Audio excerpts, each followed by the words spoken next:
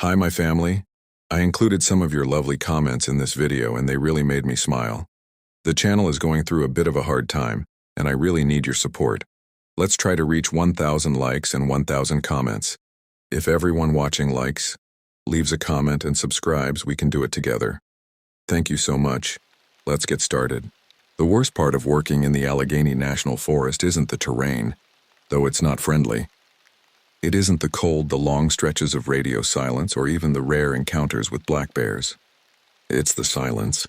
It settles in thick, crawling under your skin like something alive, something hungry. And when you've been out here as long as I have, you start hearing things that shouldn't be there. Whispers in the wind, footsteps that match your own until you stop walking, and then keep going for 3 more steps. It was 2003 and my name's Matt Vickers. I've been with search and rescue for about 11 years, working out of Warren County, Pennsylvania. 11 years of dragging bodies out of ravines, finding hikers who'd been picked clean by scavengers, and discovering campsites that looked like something had exploded from the inside out. I'm the guy they send when people go missing out here, which happens more than you'd think. The statistics don't lie. Allegheny swallows at least 12 people every year, and we're lucky if we find half of them. Funny enough, I'm not really much of a camper myself, but you go where the work is. The outdoorsy types always expect me to say I'm passionate about the wilderness, that I feel some deep connection to nature's raw beauty. Truth is, I just prefer my paycheck to come with a decent health plan, but after 11 years of walking these twisted trails, I've learned to read the forest's moods. I can tell when the air pressure drops before a storm, when the animal sounds shift from normal chatter to the kind of desperate quiet that means something's hunting. That morning started like any other. With the phone ringing at 5:47 a.m., I answered on the second ring, already knowing what I'd hear. My supervisor's voice was tight with that particular strain that comes from dealing with worried families. "We got a call about a missing hiker," he said, skipping the pleasantries. A woman about 35 hadn't checked back in after her solo trip. Named Sarah Chen. She was supposed to return yesterday. I sat up in bed, already mentally calculating distances and search grids. Solo trips aren't uncommon out here. People come to escape their lives, clear their heads, find themselves or lose themselves depending on what they're running from. The problem is, nature doesn't care if you're looking for clarity or just want to disappear. It'll swallow you whole either way. And with Allegheny's dense forests and tricky paths that seem to shift when you're not looking directly at them, I always wonder why anyone risks it alone. Then again, I've got a twisted sense of humor about these things. Half the time when someone vanishes, I figure they probably just got tired of their suburban life and decided to start fresh somewhere else. Maybe they're sipping on a mojito in Mexico while I'm trudging through the mud, following cold trails that lead nowhere but deeper into the woods. But Sarah Chen was different. Her sister had called it in, frantic, saying Sarah never missed check-ins. She was the responsible type, the kind who planned every detail of her trips and stuck to schedules like her life depended on it. That worried me more than if she'd been some reckless adventure seeker. When the careful ones go missing, it usually means something went very wrong. I met up with the volunteer crew around noon at the ranger station. The building sat like a lonely island in an ocean of green, its windows reflecting the forest canopy in a way that made it look like the trees were watching us from inside. Local guys, good folks, but they're more into the social aspect of the job. They want to be the hero, want to carry someone to safety and get their picture in the paper. They don't want to consider the fact that heroism out here usually involves hauling a body bag through 2 miles of undergrowth while trying not to think about what's left inside. We split into groups, and I got paired with one of the younger guys, Matt Lee. He was eager, probably mid-20s, with the kind of enthusiasm that made me feel ancient. First thing out of his mouth was a joke about how I should have retired by now. His laughter echoed off the trees in a way that made me uncomfortable. Sounds carry too far in these woods, and you never know what might hear them. "You ever think about leaving all this behind?" he asked me as we checked our gear. His pack was too heavy, loaded with equipment he'd probably never use, but I didn't have the heart to tell him that most of what we carry is psychological comfort. When you're searching for someone who's been missing for 2 days, you're rarely looking for a rescue. "I already did," I said, looking out into the woods where the shadows seemed to move independently of the swaying branches. "That's why I'm still here." The forest stretched endlessly in all directions, a maze of towering hemlocks and ancient oaks that had been growing since before the first European settlers arrived. Between the trees, the understory was thick with mountain laurel and rhododendron, creating natural barriers that could hide a person, or a body, just feet from a main trail. The paths themselves were deceptive, seeming to fork and merge without any logical pattern, and I'd learned long ago that the forest had its own geography that didn't always match the maps. As we prepared to head out, I noticed something that made my skin crawl. The birds were quiet. Not unusual by itself, but the quality of the silence was wrong. It wasn't the peaceful quiet of a forest at rest. It was the held breath quiet of prey animals hiding from something that hunted them. Even the insects seemed muted, their usual buzzing reduced to an occasional anxious chirp. Matt Lee was bouncing on his toes, eager to get started, but I made us wait another 10 minutes. Listening to the forest's rhythm, that's when I heard it, a sound like branches breaking but rhythmic, deliberate. It came from deep in the woods, probably a mile or more away, but sound travels strangely in Allegheny. Sometimes you can hear a whisper from across a valley, and sometimes you can't hear someone screaming 50 feet away. "What are we waiting for?" Matt asked, and I realized I'd been standing motionless for several minutes just listening. "Nothing," I lied, shouldering my pack. "Let's go find her." But as we walked toward the tree line, I couldn't shake the feeling that we weren't going to find Sarah Chen. Something had found her first. We trekked along the South Branch Trail for hours, following the route Sarah Chen had marked on her itinerary. The air felt off, like it was sitting heavier than it should, pressing down on us with the weight of something unseen. The trail was well maintained but narrow, winding through stands of hemlock so dense that noon felt like twilight. Every few hundred yards we'd stop and call Sarah's name, our voices swallowed by the oppressive quiet. Matt was eager, taking point and cracking jokes to fill the silence, but I couldn't shake that feeling of being watched. It wasn't paranoia. After 11 years in these woods, I'd learned to trust that itch at the back of my neck. Something was tracking us, staying just out of sight but close enough that I could feel its presence like a cold breath on my spine. The deeper we went, the more the forest seemed to change around us. The trees grew taller and more twisted, their branches reaching toward each other overhead like gnarled fingers trying to block out the sky. The undergrowth became thicker, more aggressive, with thorns that seemed to grab at our clothes and roots that appeared directly in our path. I'd hiked this trail dozens of times, but it felt different now, like the forest was deliberately trying to slow us down. "Hey, Vickers," Matt said, snapping me out of my thoughts. His voice was still light, but I could hear the first hints of unease creeping in. "You ever find someone out here that wasn't, all there when you found them?" I looked at him sharply. "What do you mean, all there?" Like missing pieces." He laughed, but it was nervous, the kind of laugh that people make when they're trying to convince themselves that everything's normal. "I heard stories about hikers they found with gaps.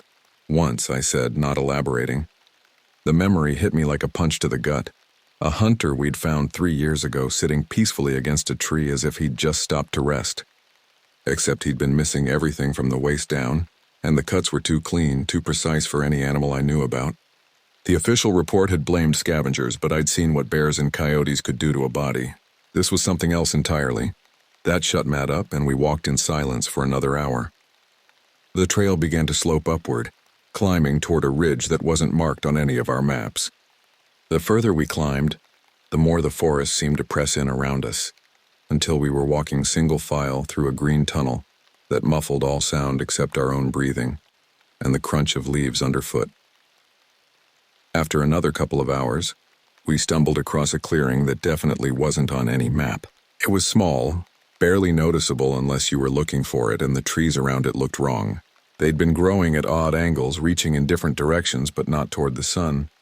Some of them were bent nearly horizontal, as if something massive had pressed them down and held them there until they grew into those unnatural shapes. I've seen a lot of strange formations out here. Lightning strikes, disease, unusual soil conditions, but this one felt deliberate. Like the land itself was bending to avoid something. The clearing was roughly circular, maybe 20 feet across, and the ground was bare earth instead of the thick carpet of leaves that covered the rest of the forest floor. "Looks like someone made a camp here," Matt said, crouching down by what appeared to be a fire pit. His voice echoed strangely in the clearing, bouncing off the twisted trees in a way that made it sound like multiple people were speaking. But the thing is, it wasn't a fire pit. Not really. The stones were too close together, stacked in a way that didn't make sense for containing a fire. They were arranged in a perfect circle, each one carefully placed and fitted against the others like pieces of a puzzle. And the ground inside the circle wasn't charred. It was dark, yes, but with a wetness that didn't look like ash. Yeah, I muttered, examining the stones more closely. Each one was smooth, worn as if by centuries of handling, and they were all the same size despite clearly coming from different parts of the forest. Someone tried to make it look that way. Matt was already poking around the perimeter of the clearing, and I could see his face shift from curiosity to something a little more serious. The enthusiasm was draining out of him like water from a punctured canteen, replaced by the kind of focused attention that comes when your body starts preparing for danger. "You got a light?" he asked, his voice suddenly quiet. I handed him my flashlight, and he shined it toward a small mound in the middle of the so-called camp. The beam caught something pale and artificial-looking among the dark earth. His face went pale as he focused the light more carefully. "Vickers, what the hell is that?" It took me a second to process what I was seeing. It was a foot. Not just any foot, but a woman's, half buried in the dirt. The cut at the ankle was clean, precise, like someone had taken a bone saw to it. But what made my stomach turn wasn't the severed limb itself, it was how fresh it looked. The flesh was still pink, the nail polish still bright red despite being chipped at the edges. Whoever she was, she'd cared enough about appearances to paint her toenails before coming out here, before whatever had happened to her. The foot was positioned deliberately, toes pointing toward the center of the stone circle like an arrow. Around it the dirt had been patted down smooth. And I could see the faint impressions of other shapes in the earth. Shapes that might have been fingers, or claws, or something else entirely. Matt gagged and stumbled backward. His hand clamped over his mouth. But I didn't. You get used to it in this line of work, though this was one of the cleaner scenes I'd encountered. No blood spray, no signs of struggle, just a severed foot placed like an offering on an altar. I crouched down next to the mound, trying to piece together what I was seeing. The dirt around the foot was different from the rest of the clearing. Darker, richer, as if it had been fertilized with something organic. When I brushed some of it away, I found more bone fragments, small pieces that looked like they'd been gnawed clean. "This isn't where she died," I said finally, my voice sounding strange in the unnatural quiet of the clearing. "This is staged." Matt was barely holding it together, his face green and his hands shaking. "What do you mean? Someone just left her here?" "Not her," I corrected, standing up and brushing the dirt from my knees. "Just a part of her." That's when it clicked. The stone circle, the positioning of the foot, the careful staging of the scene. This wasn't random. Someone or something had wanted us to find this. The fire pit wasn't a campsite marker. It was a message, and the message was clear. We were in someone else's territory now, and they were letting us know that they were watching. I looked around the clearing again, seeing it with new eyes. The twisted trees weren't just growing strangely. They were positioned to create a natural amphitheater with the stone circle at its center. The bare ground wasn't just cleared of leaves. It was worn smooth by repeated use. This place had been used for something, and judging by the bone fragments scattered in the dirt, it had been used for a long time. "Who the hell would do that?" Matt asked, his voice trembling now. He was backing toward the edge of the clearing, his instincts telling him to get away from this place as quickly as possible. I didn't answer because I didn't know, but I'd been around long enough to know when something was off, and this was beyond off. This was a deliberate display, a way of marking territory and sending a message. The question was, what kind of creature left human feet as calling cards? The shadows in the clearing were growing longer as the afternoon wore on, and I realized with a chill that the sun was starting to set. We needed to get back to the main trail before dark, but first I had to call this in. The radio crackled with static when I tried to raise the base station, and it took several tries before I got through. "This is Vickers," I said, trying to keep my voice steady. "We've got a situation here. Human remains, partial. Grid reference." I checked my GPS and read off the coordinates. "We're going to need the coroner and probably a forensics team." The response was garbled, but I caught the gist of it. Help was coming, but it would be morning before they could reach us. The unspoken rule in these woods is that you don't stay after sunset, especially not in a place like this. But as we prepared to leave, I took one more look at the stone circle and the severed foot. Something glinted in the fading light. Something I hadn't noticed before. Half buried in the dirt near the foot was a small piece of metal, a dog tag or piece of jewelry. I knelt down and brushed the earth away, revealing a silver bracelet with an inscription I couldn't quite make out in the dim light. That's when I heard it. A sound like branches breaking, but rhythmic, deliberate. The same sound I'd heard back at the ranger station, but much closer now. It was coming from the tree line just beyond the circle of twisted trees, and it was moving in our direction. Matt heard it too, his head snapping up like a deer sensing a predator. What was that? I slipped the bracelet into my pocket and stood up slowly, every instinct screaming at me to run. But I forced myself to stay calm, to think rationally about what we were dealing with. The sound stopped, and the silence that followed was absolute. No birds, no insects, no wind through the trees. It was the kind of silence that comes just before something terrible happens. "We need to go," I said quietly, not wanting to raise my voice in the oppressive quiet. "Now." But as we turned to leave the clearing, I couldn't shake the feeling that we were already too late. Something was out there in the darkening forest, and it had been waiting for us to find its message. Now that we had, the real hunt was about to begin. We marked the spot with GPS coordinates and agreed to come back with more gear in the morning. Matt was still shaken up, his hands trembling as he tried to fold the map, and I couldn't blame him. First time seeing something like that tends to mess with your head. Makes you realize that the world is a lot more dangerous than you thought. But me? I was more concerned with the fact that someone had gone through the trouble of leaving a foot behind, knowing full well we'd find it.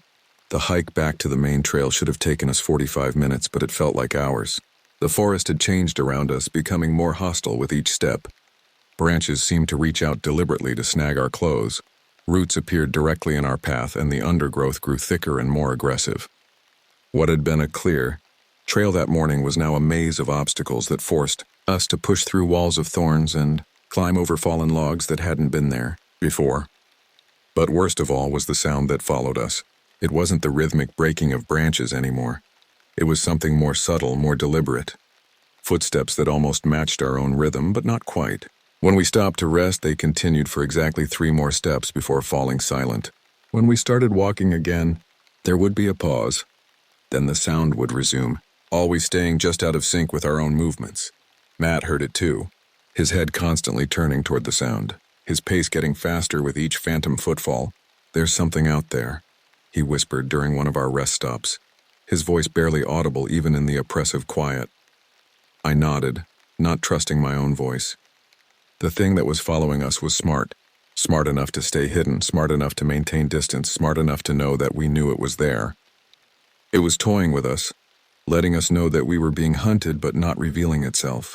The psychological effect was worse than any direct attack could have been. By the time we reached the main trail, the sun was setting, and the forest was transforming into something altogether more sinister. The familiar landmarks looked different in the fading light.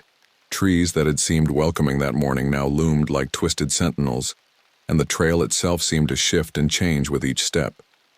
Shadows moved independently of their sources, and the air grew thick with the smell of decay and something else, something animal and wild. That night, I didn't sleep. I kept thinking about that clearing, about those trees and how unnatural they'd felt, like the woods themselves had recoiled from that place, bent and twisted to avoid something that didn't belong. I don't believe in ghosts or any of that nonsense, but there's something about Allegheny that goes beyond explanation. It eats people, plain and simple, and it's been doing it for a long time. I pulled out the bracelet I'd found and examined it under my desk lamp. The inscription was clearer now. "Sarah, love always, Mom." My blood ran cold as I realized what this meant. The foot we'd found belonged to Sarah Chen, the woman we'd been searching for.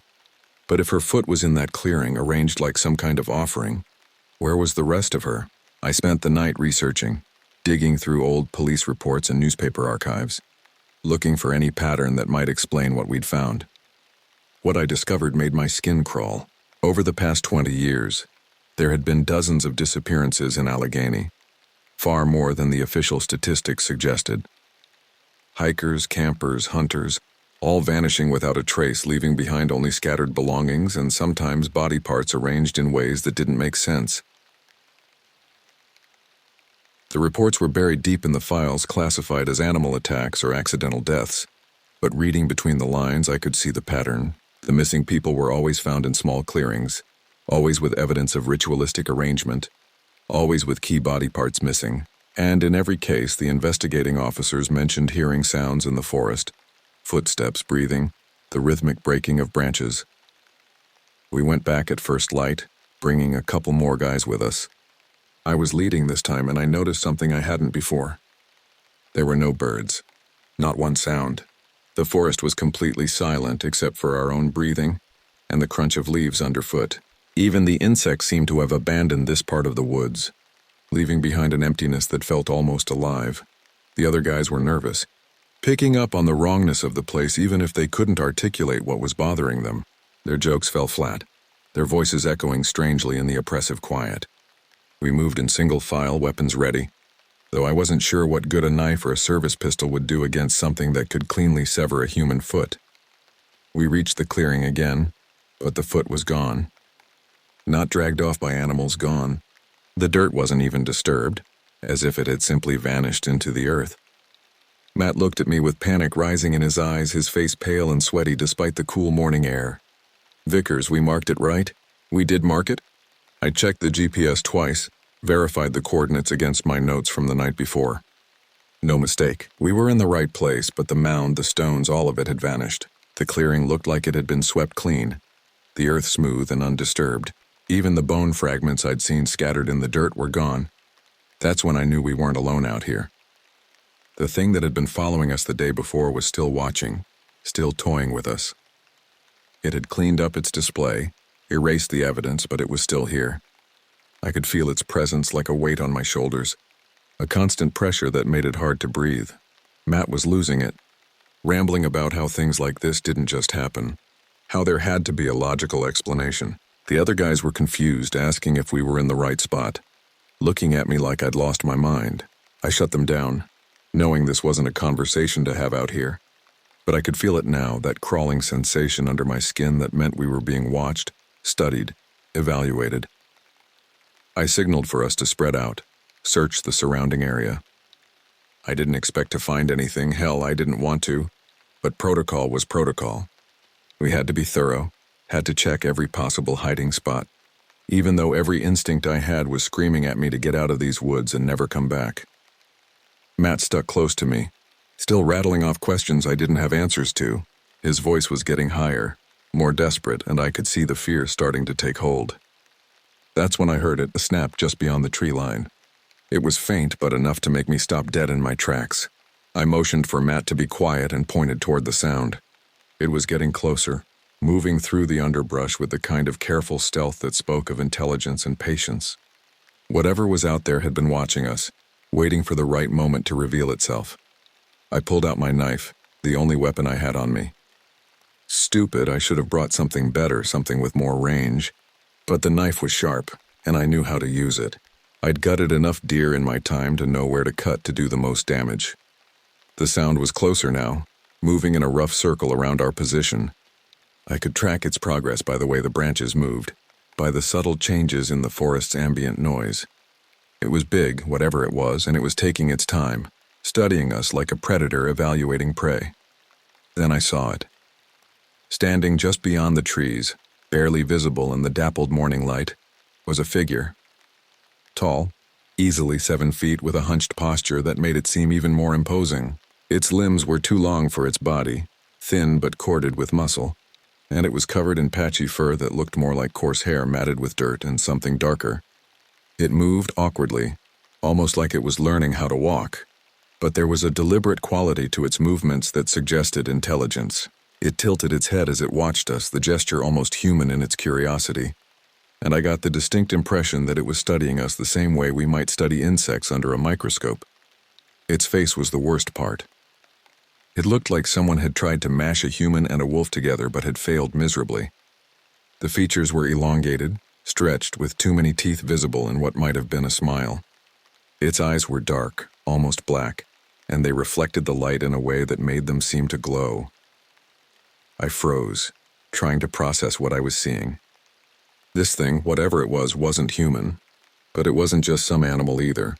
It was something else, something that occupied the space between human and beast, something that had been shaped by the forest itself. Matt was behind me, his breathing hard and fast, But he hadn't seen it yet, hadn't looked in the right direction.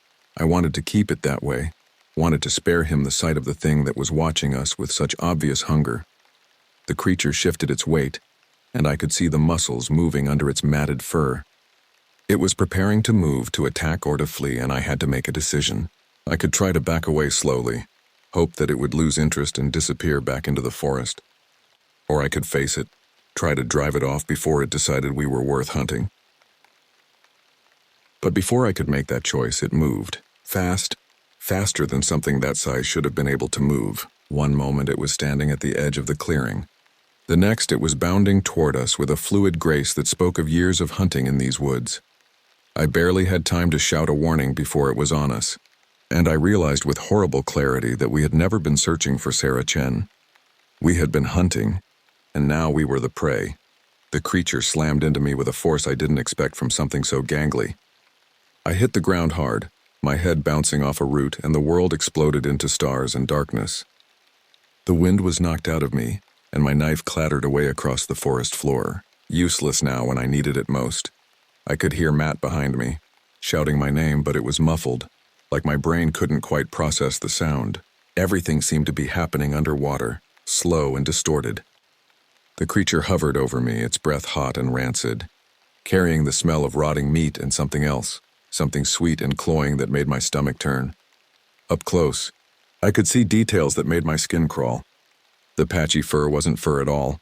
It was coarse hair, slick with something dark and wet that might have been blood or saliva or something worse. The creature's skin underneath was pale, almost translucent, and I could see dark veins pulsing beneath the surface. Its fingers ended in claws that looked more like surgical instruments than natural weapons, sharp and curved and stained with substances I didn't want to identify. But it was the face that haunted me. Elongated, like someone had grabbed both ends of a human skull and pulled until the features stretched and distorted. The jaw was too long, filled with teeth that were too sharp and arranged in too many rows. Its eyes were completely black, reflecting my terrified face back at me like dark mirrors. The smell hit me in waves. Rot and decay and something animal and wild that spoke of years of killing and feeding. Whatever this thing was, it had been hunting for a long time, and it was very good at what it did. I kicked at it, scrambling to get away, but it was fast. Too fast. Its claw raked across my leg, and I felt the sharp sting of razors cutting through my pants into my flesh. The pain was immediate and intense, but it was nothing compared to the terror of seeing those black eyes studying me with such obvious hunger. Blood soaked through my pants, warm and sticky, and I could feel it pooling in my boot. The creature's head tilted as it watched the blood flow, and I swear I saw something like satisfaction in those dark eyes. It was enjoying this, drawing out the moment before the kill. I gritted my teeth, ignoring the pain, adrenaline kicking in as I rolled to the side and grabbed for my knife. My fingers closed around the handle just as the creature lunged again, and I swung wildly, more out of desperation than any real plan. The blade caught it across the arm, cutting through the matted hair and into the pale flesh beneath. The creature shrieked, not like an animal, but almost like a child in pain, high-pitched and wrong. The sound echoed through the forest, bouncing off the trees and coming back to us from all directions. It backed off, surprised by the pain, dark blood dripping from the wound. But it wasn't retreating. It was reassessing, figuring out how dangerous I actually was. The intelligence in those black eyes was terrifying, more frightening than any mindless beast could have been. That gave me just enough time to get to my feet. Matt was there, pulling me up by the arm, his face pale as hell. His hands were shaking, but he was trying to help, trying to be useful in a situation that was beyond anything he'd trained for. "We have to go now," he yelled, his voice finally breaking through the haze in my head. "That thing, what the hell is it?" I didn't answer because I didn't know, but I could see the other guys in my peripheral vision, frozen in place, their faces showing the same mixture of terror and disbelief that I felt. This wasn't something that existed in the rational world they knew. It was something out of nightmare. Something that shouldn't be real. We ran, crashing through the brush like our lives depended on it, because they did. Behind us, I could hear the thing moving, following us through the underbrush. It wasn't as fast as before. The wound I'd given it was slowing it down, but it wasn't stopping. It was persistent, patient, like a predator that knew its prey would tire eventually. The forest seemed to close in around us as we fled, branches grabbing at our clothes, roots trying to trip us with every step. The terrain became more treacherous, filled with hidden ravines and fallen logs that forced us to slow down, despite our desperate need for speed. We reached the rest of the group, and I could see the confusion on their faces as we burst out of the tree line, bloody and panicked. They hadn't seen what we'd seen, hadn't felt the primal terror of being hunted by something that was more intelligent than any animal had a right to be. One of the guys, Matt Bennett, stepped forward, trying to calm everyone down. He was older, more experienced, the kind of guy who'd been doing search and rescue for 20 years and thought he'd seen everything. "Vickers, what the hell is going on? You look like you've seen a ghost." Before I could answer, the creature burst out of the trees behind us, moving with that same fluid grace I'd seen before. It crashed into Bennett like a freight train, and his scream cut through the air, sharp and short. He didn't have time to fight, didn't have time to run, didn't have time to do anything but die. The creature's claws tore into his chest, pulling flesh and bone apart like it was nothing more than wet paper. Blood sprayed across the clearing, painting the trees and the ground an arterial red. Bennett's body convulsed once, twice, and then went still, his eyes staring sightlessly at the canopy above. The rest of us were frozen in place, our minds struggling to process what we were seeing. This wasn't a bear attack, wasn't some rabid animal acting on instinct. This was deliberate, methodical, almost surgical in its precision. The creature knew exactly where to cut to cause maximum damage, exactly how much force to apply to tear through human flesh. I could hear Matt Lee swearing under his breath, his voice high and desperate. One of the other guys was praying, his words tumbling over each other in a stream of desperate pleading. But I wasn't praying or swearing. I was watching, studying, trying to understand what we were dealing with. The creature crouched over Bennett's body, its head tilted at that same unnatural angle. It seemed to be listening, waiting for something, and I realized with a chill that it was waiting for us to run. This was a game to it, a hunt, and we were the prey. Something snapped inside me. I wasn't thinking anymore, wasn't calculating odds or considering consequences. I was acting on pure instinct, the same primal rage that had kept humans alive for millions of years. I grabbed a branch from the ground, a thick piece of oak that had fallen in some long-ago storm, and swung it as hard as I could at the creature's head. The impact was solid, meaty, and the creature staggered back, surprised by the sudden attack. Dark blood ran from a cut on its scalp, and for a moment it looked almost vulnerable. But then it recovered, and the look in those black eyes changed from hunger to something much worse. Anger. It growled, a sound that seemed to come from deep in its chest, vibrating through the air and into my bones. The sound was wrong, too deep, too guttural, like something that had been designed to inspire terror in human hearts. And then it did something I didn't expect. It smiled. The expression was horrible on that elongated face, stretching the features into something even more grotesque. Too many teeth, too wide, too knowing. It was the smile of a predator that had just realized its prey was more interesting than it had initially thought. For a moment, none of us moved. The creature and I stared at each other across Bennett's corpse. Predator and prey locked in a deadly standoff. I could feel the weight of its attention, the cold calculation behind those black eyes as it decided what to do next. Then, without warning, it turned and disappeared into the trees, moving with the same fluid grace it had shown before. One moment it was there, the next it was gone, leaving behind only the smell of blood and decay and the echo of that terrible smile. For a long moment, none of us moved. The silence that followed was suffocating, the kind that weighs heavy on your chest and makes it hard to breathe. The forest around us seemed to hold its breath, waiting to see what would happen next. Matt was the first to break the silence, stumbling toward Bennett's body with tears streaming down his face. Oh God, what was that thing? What the hell was that?" I didn't answer because I couldn't. I didn't have words for what we'd just witnessed, didn't have explanations that would make sense to anyone who hadn't seen it for themselves. All I knew was that something had been hunting in these woods for a very long time, and we had just become its latest prey. By the time the backup arrived, the creature was long gone. The cleanup crew found Bennett's body, or what was left of it, but they didn't find anything else. No tracks, no signs of the thing that had attacked us. No evidence that would help them understand what had happened. It was as if the forest had swallowed all trace of the encounter, leaving behind only blood and death and the memories that would haunt us for the rest of our lives. The rest of the team was quiet, too shaken to process what we'd seen. They moved through the clearing like sleepwalkers, their faces blank with shock and disbelief. I could see them struggling to reconcile what they'd witnessed with their understanding of the world, trying to fit something impossible into the framework of their rational minds. When the authorities came asking questions, we gave them what they wanted to hear. Bear attack. It wasn't a great lie, but it was all we had, and no one was going to argue with that explanation. Not when there was a body to bury and families to notify and paperwork to fill out. The truth was too strange, too impossible, too dangerous to share with people who hadn't seen it for themselves. But I knew better.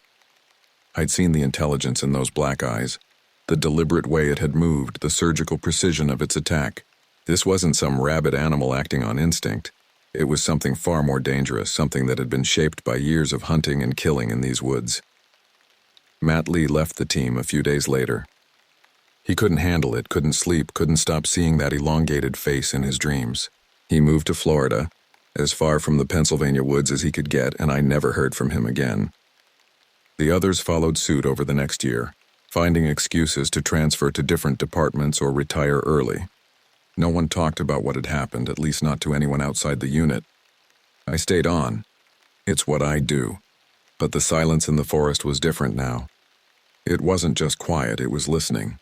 The trees seemed to watch me when I walked the trails, their branches moving in patterns that had nothing to do with the wind. The shadows were deeper, more active, and I could feel something moving just beyond the edge of vision. The Allegheny woods don't forget. That much I'd learned. You can walk through them 100 times, but every now and then you'll feel it, that wrongness, that sense that something's watching you, studying you, waiting for the right moment to reveal itself. I found out later that there were stories, old ones, about something that lived in these woods. The locals don't talk about it much, but if you ask the right people, they'll tell you about the thing that's always been here, long before we came and cut down trees and built trails. They say it's a predator, something that feeds on human flesh and grows stronger with each kill. They don't have a name for it, though. Maybe it's better that way. Names give things power, make them real in ways that silence can't. But I know it's out there, somewhere in the green darkness between the trees, waiting for the next group of searchers to stumble into its territory. The missing person reports keep coming in, just like they always have. Hikers who don't return, campers who vanish in the middle of the night, hunters who are found days later with pieces missing. The official reports blame bears, accidents, exposure, anything but the truth, because the truth is too dangerous, too impossible for most people to accept. But I know what's really happening out there. I've seen it, felt its claws rake across my flesh, looked into those black eyes and seen my own death reflected back at me. The thing in the woods is real and it's hungry, and it's been feeding for a very long time. Sometimes I think about leaving, packing up and finding work somewhere safer, somewhere that doesn't have shadows that move independently of their sources. But I've been here too long, know these woods too well. They're part of me now, and I'm part of them, locked in a dance that started the moment I first set foot on these trails. Besides, someone has to know. Someone has to remember. Someone has to be here when the next group of searchers goes missing, when the next set of remains is found arranged in a clearing that doesn't appear on any map. Someone has to stand between the thing in the woods and the people who come here looking for peace, for solitude, for answers they'll never find.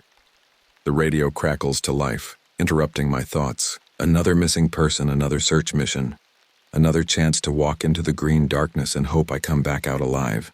I check my equipment, make sure my knife is sharp, and head for the door. Outside, the forest is waiting. It's always waiting, patient and hungry and full of secrets that mankind was never meant to know. The trees whisper my name as I walk past, their branches reaching out like fingers trying to pull me deeper into their embrace. I used to think I was the hunter, the one who tracked down the lost and the missing. But I know better now. In the Allegheny National Forest, there's only one true predator, and it's been hunting these woods for longer than human memory can recall. The silence settles in around me as I walk, thick and oppressive, crawling under my skin like something alive. And when I stop to listen, really listen, I can hear it out there in the darkness between the trees, breathing, waiting, watching. The hunt continues, just as it always has. And somewhere in the green depths of Allegheny, something is smiling with too many teeth, knowing that sooner or later, every searcher becomes the searched, every hunter becomes the hunted. The forest remembers everything, and it's still hungry.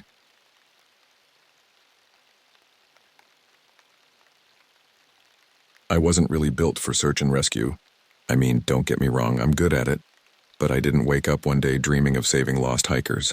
Back in '97 when I started out, I figured I'd just be signing up to lead tourists through the forest of Montana. Maybe rescue a few campers who got too close to a bear. What I got instead was a never-ending loop of sleepless nights and missing persons reports. None of them prepared me for what went down in Butte County in 2003. I'm Carl, by the way. Carl Adams. Been doing this job longer than I care to admit. Most people think it's all about tracking footprints and following trails of broken branches. Yeah, that's the easy part. What they don't tell you about are the times when the missing folks don't come back in one piece. If they come back at all, the forest keeps its secrets, and sometimes those secrets have teeth. I was stationed in a remote stretch of forest outside Butte, near the Montana-Idaho border. It's dense wild country, the kind that swallows people whole if they're dumb enough to go wandering without a map or a clue. Ancient pines stretched up like cathedral spires, their branches so thick they blocked out most of the sun even at midday. The undergrowth was a maze of fallen logs, moss-covered rocks, and thorny bushes that could tear through denim like paper. Every shadow seemed to hide something, and the silence was so complete it felt like the forest was holding its breath, waiting for something to happen. That was my post. The last stop between clueless city slickers and the kind of wilderness that doesn't give second chances. I'd pulled maybe 30 bodies out of those woods over the years. Exposure, falls, heart attacks, the occasional bear mauling, but nothing that made my skin crawl the way it did that July morning when the radio crackled to life. It was early, July. The days had been quiet, and I was actually looking forward to a bit of a break when the call came in. The summer heat was oppressive, making the air thick and heavy with moisture. Even the animals seemed to be lying low, waiting for the temperature to drop.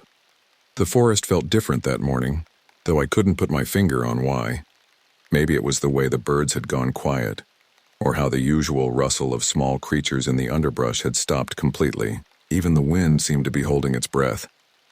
"Carl, we've got a situation," came the dispatcher's voice, cutting through the silence like a blade. There was something in her tone that made my stomach clench. In 6 years of working with dispatch, I'd never heard that particular note of barely controlled panic in her voice. A group of 4 hikers, all college kids from Washington, hadn't returned to their campsite. Their friends were getting worried, said they hadn't heard from them in 48 hours. The missing group had been planning to explore the deeper trails, the ones that most tourists avoided because they were unmarked and dangerous. According to their friends, they'd been talking about finding some kind of authentic wilderness experience, away from the main paths. Normally, I'd chalk it up to kids partying, maybe getting lost or camping off trail. Hell, I'd found plenty of college groups holed up in caves or abandoned cabins, having the time of their lives while their friends back at camp worked themselves into a panic. But something about the tone of the dispatcher's voice made the hairs on my neck stand up. There was fear there, real fear, and dispatch didn't scare easily. "Carl, I need you to understand something," she continued, her voice dropping to almost a whisper. "This isn't the first group we've lost contact with in that area. 3 weeks ago, we had a family of campers go missing for 2 days. When we found them, they were changed, traumatized. They kept talking about something watching them from the trees, something that wasn't quite right. We chalked it up to stress and exhaustion, but now..." The radio went quiet for a moment, and I could hear her breathing heavily on the other end. When she spoke again, her voice was steadier, but I could still hear the tremor underneath. "We were told to move fast, no delay. I'm sending Martin with you. Full gear, and Carl, be careful out there. Something feels wrong about this whole situation." By the time Martin arrived at the station, the sun was already beginning its descent toward the horizon. The shadows were growing longer, reaching out from the tree line like grasping fingers. Martin was a younger guy who'd joined the force a couple years back. He was still in that phase where he thought every case would turn out fine, like they'd just find the kids huddled by a campfire telling ghost stories. He didn't know better yet. His optimism was almost infectious, but it also made him reckless.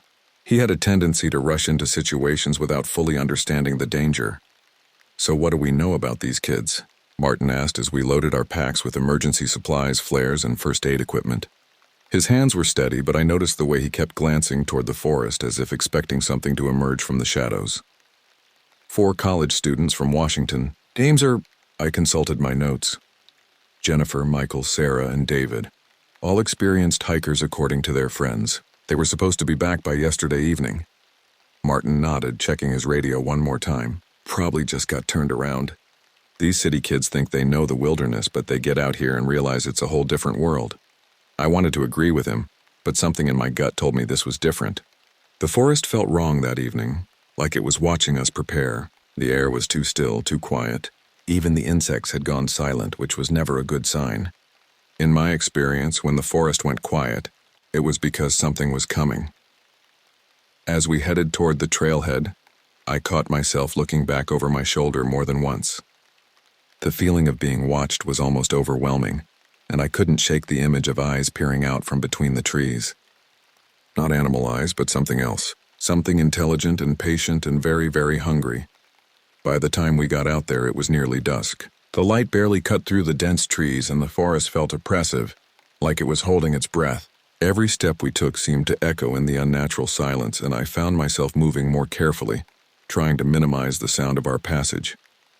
The trail the kids had taken wound deeper into the forest than most hikers ever ventured, past the safety markers and into territory that even experienced outdoorsmen avoided. The trees here were older, massive things that had been growing for centuries. Their trunks were so wide that 3 men holding hands couldn't wrap their arms around them. The canopy was so thick that even at midday, the light that filtered through was dim and green like being underwater. Now, with evening approaching, the forest was becoming a maze of shadows and half-seen shapes. My partner for the search was Martin, and I could tell he was starting to feel the oppressive atmosphere of the place. He'd gone quiet, his usual chatter replaced by tense silence. Every few minutes he'd stop and look around, as if he'd heard something moving in the undergrowth. But whenever I asked him about it, he'd just shake his head and keep walking. We started along the trail they were last spotted on, calling out their names, hoping for a response.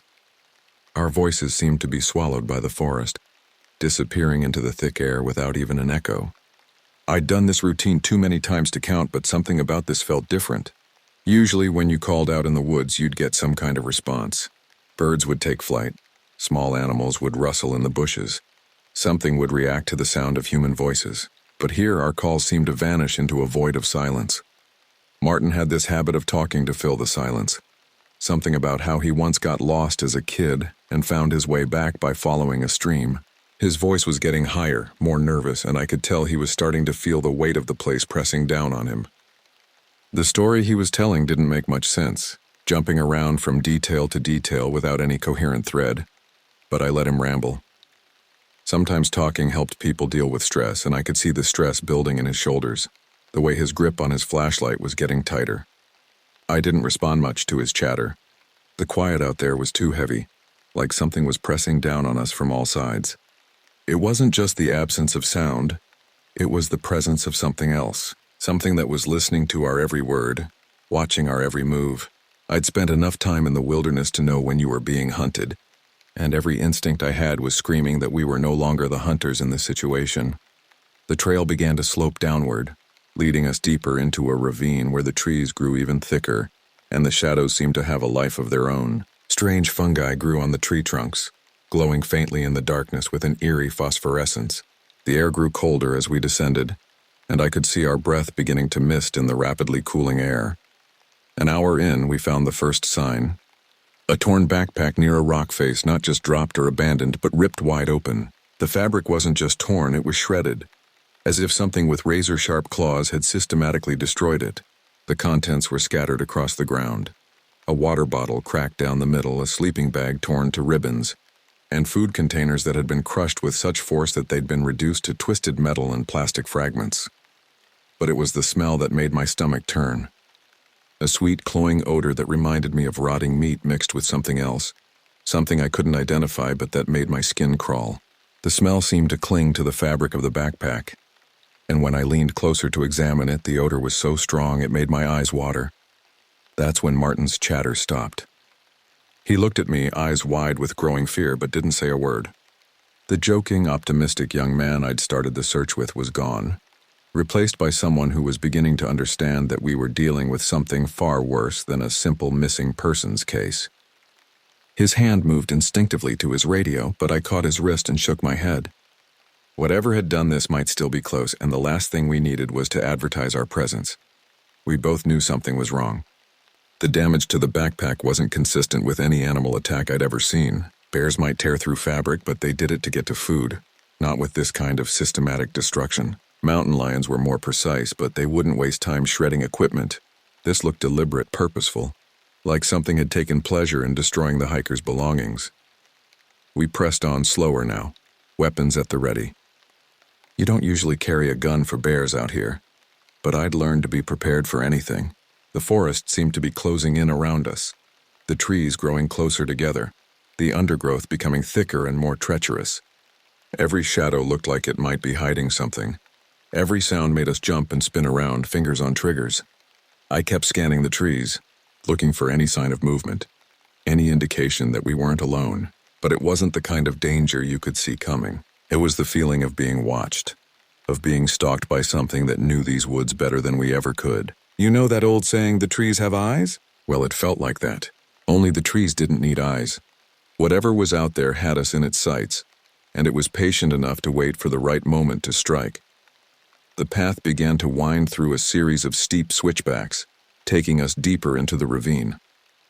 The rock walls rose up on either side, covered in moss and strange formations that looked almost like faces in the dim light. Water dripped constantly from overhead, creating a steady rhythm that seemed to match the beating of my heart. The sound echoed off the rock walls, creating an almost musical quality that was both beautiful and deeply unsettling. As we descended, I noticed something else that made my blood run cold. Scratches in the rock face, deep gouges that looked like they'd been made by claws. But these weren't the scratches of any animal I knew. They were too deep, too regular, almost like they'd been carved deliberately, and they were fresh, the rock still showing white where the surface had been scraped away. Martin saw them too, and I watched his face go pale in the dim light. He opened his mouth to say something, but I held up a hand for silence. In the distance, I could hear something that made my skin crawl. It was a sound like breathing, but wrong somehow. Too deep, too rhythmic, like something much larger than a human was taking slow, deliberate breaths. We stood frozen, listening to that horrible sound echoing off the rock walls. It seemed to be coming from everywhere and nowhere at once, and I couldn't tell if it was getting closer or farther away. All I knew was that whatever was making that sound was not something I wanted to meet in these narrow confines. 2 miles further in, the trail opened into a small clearing. The space was roughly circular, surrounded by towering pines that seemed to lean inward, creating a natural amphitheater. In the center of the clearing, the ground was bare dirt, packed hard as concrete, but it wasn't empty. Dark stains covered the earth, and the metallic smell of blood hung heavy in the air. That's where we found the first body. It was one of the hikers, a young guy no older than 22. His body was torn apart, limbs splayed out like a rag doll, but not by an animal. This was methodical, too precise, too deliberate. Pieces of him were missing, not torn away in the heat of an attack, but carefully removed as if someone had taken their time dissecting him. His torso had been opened from sternum to pelvis, the ribs spread apart like the pages of a book. The organs were gone, leaving only an empty cavity that seemed to stare up at us like a grotesque mouth. His face was the worst part. Let's just say I didn't need to check for a pulse. The expression frozen there was one of absolute terror, eyes wide and staring, mouth open in a silent scream. But it was what had been done to his features that made me want to vomit. Cuts, precise and surgical, had been made across his cheeks and forehead, creating a pattern that looked almost ritualistic. And his eyes had been removed with such care that the sockets were perfectly clean, like they'd been scooped out with a spoon. Martin gagged, turning away and retching into the bushes. I wanted to crack a joke about weak stomachs, but my mouth wouldn't cooperate. This wasn't the kind of thing you laugh off.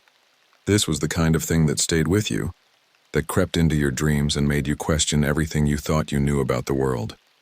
The smell was overwhelming, a combination of blood, decay, and something else. Something sweet and sickly that made my stomach churn. Flies buzzed around the body in thick clouds, and I could see maggots already beginning their work. But what disturbed me most was the arrangement of the body. It wasn't just dumped here. It was displayed, positioned carefully as if to create maximum impact on whoever found it.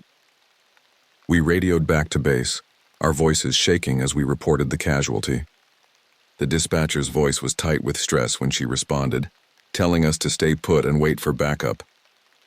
But staying put wasn't an option. Not when there were 3 more kids out there, possibly still alive, possibly suffering the same fate as their friend. The forest around the clearing seemed to pulse with malevolent life. The trees swayed despite the absence of wind, their branches creating a susurrus of whispers that seemed to carry words just beyond the edge of comprehension. Shadows moved independently of their sources, and I found myself constantly looking over my shoulder, certain that something was watching us from the tree line. We kept moving faster now, driven by a combination of duty and the desperate need to get away from that clearing. Every rustle of leaves made me jump. Every snap of a twig sounded like a gunshot in the oppressive silence. I'd been on enough hunts to know when something wasn't right, and this whole situation stank of it. The forest felt alive around us, not in the normal way of wind and wildlife, but in a way that suggested intelligence, purpose, hunger. We found the second body maybe 100 yards further along the trail. A girl this time, probably around 20 years old. She was broken, like someone had twisted her limbs at impossible angles before snapping them like twigs. Her left arm was bent backward at the elbow, the bone protruding through the skin in a jagged white spike. Her legs were twisted underneath her body, knees pointing in directions that made my own joints ache in sympathy. She was wearing a bright red hiking shirt that was now stained almost black with blood. The fabric had been torn away in places, revealing deep claw marks across her chest and abdomen, but these weren't random wounds. They formed a pattern, almost like letters in some unknown alphabet, carved into her flesh with surgical precision. Her eyes were open, frozen in an expression of pure terror that seemed to follow us as we moved around the body. And again, parts of her were just missing. Her right hand was gone, severed at the wrist with what looked like a clean cut. Chunks of flesh had been removed from her thighs and shoulders, the wounds showing signs of being gnawed on, as if something had been feeding on her while she was still alive. The positioning of this body was even more deliberate than the first. She'd been arranged in a specific pose, arms outstretched as if she were reaching for something or perhaps trying to ward something off. Her mouth was open in a silent scream, and I could see that her tongue had been cut out, leaving behind only a dark, bloody cavity. Martin stopped in his tracks, his face pale as paper. "What the hell could do this?" he whispered, his voice barely audible above the oppressive silence of the forest. I didn't answer, mostly because I didn't know. My mind raced through the possibilities. Mountain lions, wolves, bears, some unholy combination of predators. But nothing fit. The wounds were too precise, too deliberate. The arrangement of the bodies was too purposeful. This wasn't the work of animals acting on instinct. This was the work of something with intelligence, something that took pleasure in inflicting pain and terror. Not with this kind of violence. This wasn't an animal attack. Animals killed for food, for territory, for self-defense. They didn't torture. They didn't arrange their kills for maximum psychological impact. They certainly didn't remove specific body parts with surgical precision while leaving others untouched. The smell here was even worse than at the first sight. The sweet, cloying odor of decay was mixed with something else, something that reminded me of sulfur and burnt meat. It clung to the inside of my nostrils, making every breath a struggle. The flies were thicker here too, forming clouds so dense they obscured parts of the body from view. We should have turned back right then. Should have radioed for a full tactical team and gotten the hell out of those woods. But we didn't. Maybe it was the thought that someone was still alive out there, that we might be able to save at least one of the remaining hikers. Or maybe it was stupidity, plain and simple. Maybe it was the way the forest seemed to be herding us forward, making retreat feel impossible. Whatever the reason, we pressed on, and the forest seemed to close in tighter around us with every step. The path became narrower, more treacherous, forcing us to walk single file through passages barely wide enough for a man. The trees pressed in on either side, their branches catching at our clothes and equipment as if trying to hold us back, or maybe trying to slow us down for whatever was following us. The third body was the worst. We found it about 20 minutes later, in a small grove where the trees formed a natural circle. This one was hanging from a tree, strung up like a warning, like a scarecrow designed to terrorize rather than protect. The rope around his neck was made from what looked like braided human hair, and his body spun slowly in the still air, creating a hypnotic, horrible dance. His body was mutilated in ways that defied description. The skin had been peeled away in strips, leaving behind raw, bloody flesh that glistened in the dim light. His fingers and toes had been removed, leaving behind stumps that ended in bone and gristle. His chest had been opened and his ribs spread apart. But unlike the first victim, his organs had been arranged around the base of the tree in a careful pattern, as if they were some kind of offering. I'll spare you the details of what had been done to his face, but let's just say it wasn't quick. Someone had taken their time, had savored every moment of his suffering. The expression of agony that was carved into what remained of his features was so intense, it seemed to radiate pain even in death. Someone. That was the first moment I truly realized we weren't dealing with an animal. No bear, no mountain lion, no wolf could have done this. This was the work of something with hands, something with intelligence, something that understood the concept of torture and took pleasure in it, something that knew how to make death last, how to extract maximum suffering from its victims. The arrangement of the organs around the tree suggested ritual, purpose, intelligence. They weren't just scattered randomly, they were placed in a specific pattern that spoke of meaning, of intention. It was as if whatever had done this was trying to communicate something, to send a message to whoever found the body. Martin lost it then, started hyperventilating and mumbling about getting out, about calling for backup, about how this wasn't what he'd signed up for. His hands were shaking so badly he could barely hold his radio, and I could see the panic building in his eyes. He was coming apart at the seams, and I knew I had to hold it together for both of us, but deep down I knew he was right. We were in over our heads, way over our heads. Whatever had done this wasn't going to let us walk out of those woods. Not now. We'd seen too much, knew too much. We were witnesses to something that was meant to remain hidden, and I had the growing certainty that we were being allowed to see these horrors for a reason. The forest around us seemed to pulse with malevolent energy, and I could feel something watching us from the shadows. Not just watching, but studying us, learning our weaknesses, our fears. It was patient, this thing, willing to let us discover its handiwork at our own pace. It wanted us to understand what we were dealing with, wanted us to be afraid. And it was working.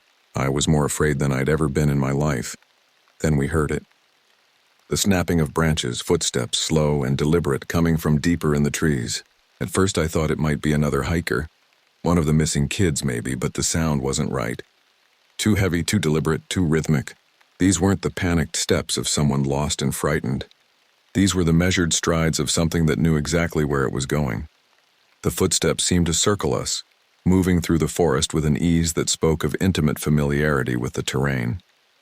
Whatever was making those sounds could navigate the dense undergrowth without difficulty, could move through spaces that would challenge even an experienced woodsman. And there was something else about the sound, something that made my skin crawl. It was the sound of something large trying to move quietly and failing just enough to let us know it was there.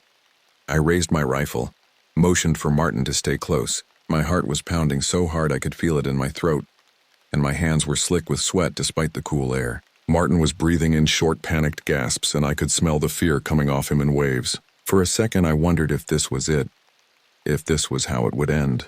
2 search and rescue workers becoming the very thing they'd been looking for, 2 more bodies to add to the growing collection. The footsteps stopped. The forest went completely silent, so quiet I could hear my own pulse beating in my ears. Even the insects had gone quiet, as if they knew something was about to happen. The silence stretched on, becoming almost unbearable in its intensity. Every second felt like an hour, every heartbeat like a drum announcing our presence to whatever was out there. And then it stepped out of the shadows. It wasn't human, not entirely. But it wasn't animal either. I'd seen wild animals before, had encountered bears and mountain lions and wolves in my years of search and rescue. But this thing, this abomination, was something else entirely. It stood at least 8 feet tall, its frame both massive and eerily graceful. Its body was covered in a patchwork of fur and skin, but not its own skin. Human skin, pieces of it stitched together with what looked like sinew and wire, creating a grotesque tapestry of flesh that seemed to shift and writhe in the dim light. The patches of human skin were in different stages of decay, some fresh and pink, others gray and mottled with death. I could see tattoos on some of the pieces, a butterfly on what had once been someone's shoulder, initials carved into what might have been a forearm. The stitching was crude but effective, creating seams that wept a dark fluid that stained the creature's fur. Its face was the worst part. Elongated like a wolf's, but wrong in ways that made my brain struggle to process what I was seeing. The snout was too long, too narrow, filled with teeth that were too sharp and too numerous. But the eyes were almost human, showing an intelligence that was both familiar and utterly alien. They were pale blue, almost white, and they seemed to look right through me, reading my thoughts, my fears, my memories. The creature's arms were longer than they should have been, ending in hands that were part human, part claw. The fingers were elongated and tipped with curved talons that looked like they could tear through steel. Its legs were jointed wrong, bending in places that shouldn't bend, giving it a gait that was both fluid and disturbing to watch. It didn't move like an animal. Animals moved with purpose, with instinct, with the simple goal of survival. This thing moved like it had consciousness, like it was thinking, planning, enjoying the fear it was creating. It tilted its head to one side, studying us with those horrible pale eyes. And I swear I saw it smile, revealing rows of teeth that gleamed like ivory knives. Martin screamed, a sound of pure terror that echoed off the trees and seemed to hang in the air long after his voice had stopped. The creature's smile widened at the sound, and it made a noise that was part growl, part laugh, part something I couldn't identify, but that made my blood freeze in my veins. I fired without hesitation, the rifle bucking in my hands as the bullet tore through the air. The shot was perfect, center mass, the kind of shot that would drop a bear or a mountain lion instantly. But the thing didn't even flinch. The bullet seemed to pass right through it, or maybe it struck something that was harder than flesh, harder than bone. The creature looked down at where the bullet had struck, then back at me, and that horrible smile grew even wider. It moved faster than anything I'd ever seen, faster than physics should have allowed. One moment it was 20 feet away, the next it was right in front of us, closing the distance in a blur of motion that my eyes couldn't follow. The smell hit me like a physical blow, a combination of rotting meat, wet fur, and something else, something that smelled like fear and death and hopelessness. I grabbed Martin, pulling him to the ground as the creature's claws swiped at the air above our heads. The talons passed so close I could feel the wind from their passage, and I heard the whistle of air being cut by something impossibly sharp. If I'd been a second slower, if I'd hesitated even for a moment, those claws would have taken our heads clean off. We scrambled, half running, half crawling through the underbrush, branches tearing at our clothes and skin as we fought to get away. Behind us, the creature's footsteps pounded against the forest floor, each step sending vibrations through the ground that I could feel in my bones. It was toying with us, I realized, letting us get just far enough ahead to think we had a chance before closing the distance again. The forest became a blur of green and brown as we crashed through the undergrowth. Thorns tore at our clothing, roots caught our feet, and low-hanging branches whipped across our faces. But we didn't stop, couldn't stop. The sound of the creature behind us was constant now, a rhythmic pounding that seemed to match the beating of my heart. I could hear it breathing, great gasping breaths that sounded like a bellows working, and I could hear something else, something that made my soul cringe with terror. It was laughing. A sound like wind through dead leaves mixed with the death rattle of something dying. It was enjoying this, taking pleasure in our fear, our desperation, our helplessness. Martin stumbled, going down hard on his knees and hands. I grabbed him, hauling him to his feet as the creature's shadow fell across us. I could feel its presence like a weight pressing down on my shoulders, could smell its breath hot and fetid on the back of my neck. For a moment I thought we were finished, that this was where our story would end. But then I saw it, a gap in the trees ahead, a break in the canopy that let in actual sunlight, the tree line, the end of the forest, salvation. I pushed Martin ahead of me, using my body to shield him from the creature behind us. We burst through the undergrowth like men possessed, driven by the primal need to reach the light, to escape the darkness that had swallowed us. I don't know how we made it out of there. Adrenaline, maybe. Fear, definitely. Pure blind luck probably played a part. But somehow we managed to crash through the tree line and into the open, stumbling and falling onto the blessed sun-warmed grass of the clearing where we'd left our vehicles. We were met by backup. 2 trucks full of guys who didn't know what the hell they were walking into. They saw us stumbling out of the forest, torn and bloodied, eyes wide with terror, and I watched their expressions change from concern to confusion to growing alarm. These were experienced men who'd seen their share of trauma and tragedy, but they'd never seen anything like what we'd just experienced. I tried to explain what we'd encountered, but the words wouldn't come out right. How do you describe something that shouldn't exist? Something that violates every natural law you've ever known? How do you tell someone that there's a monster in the woods?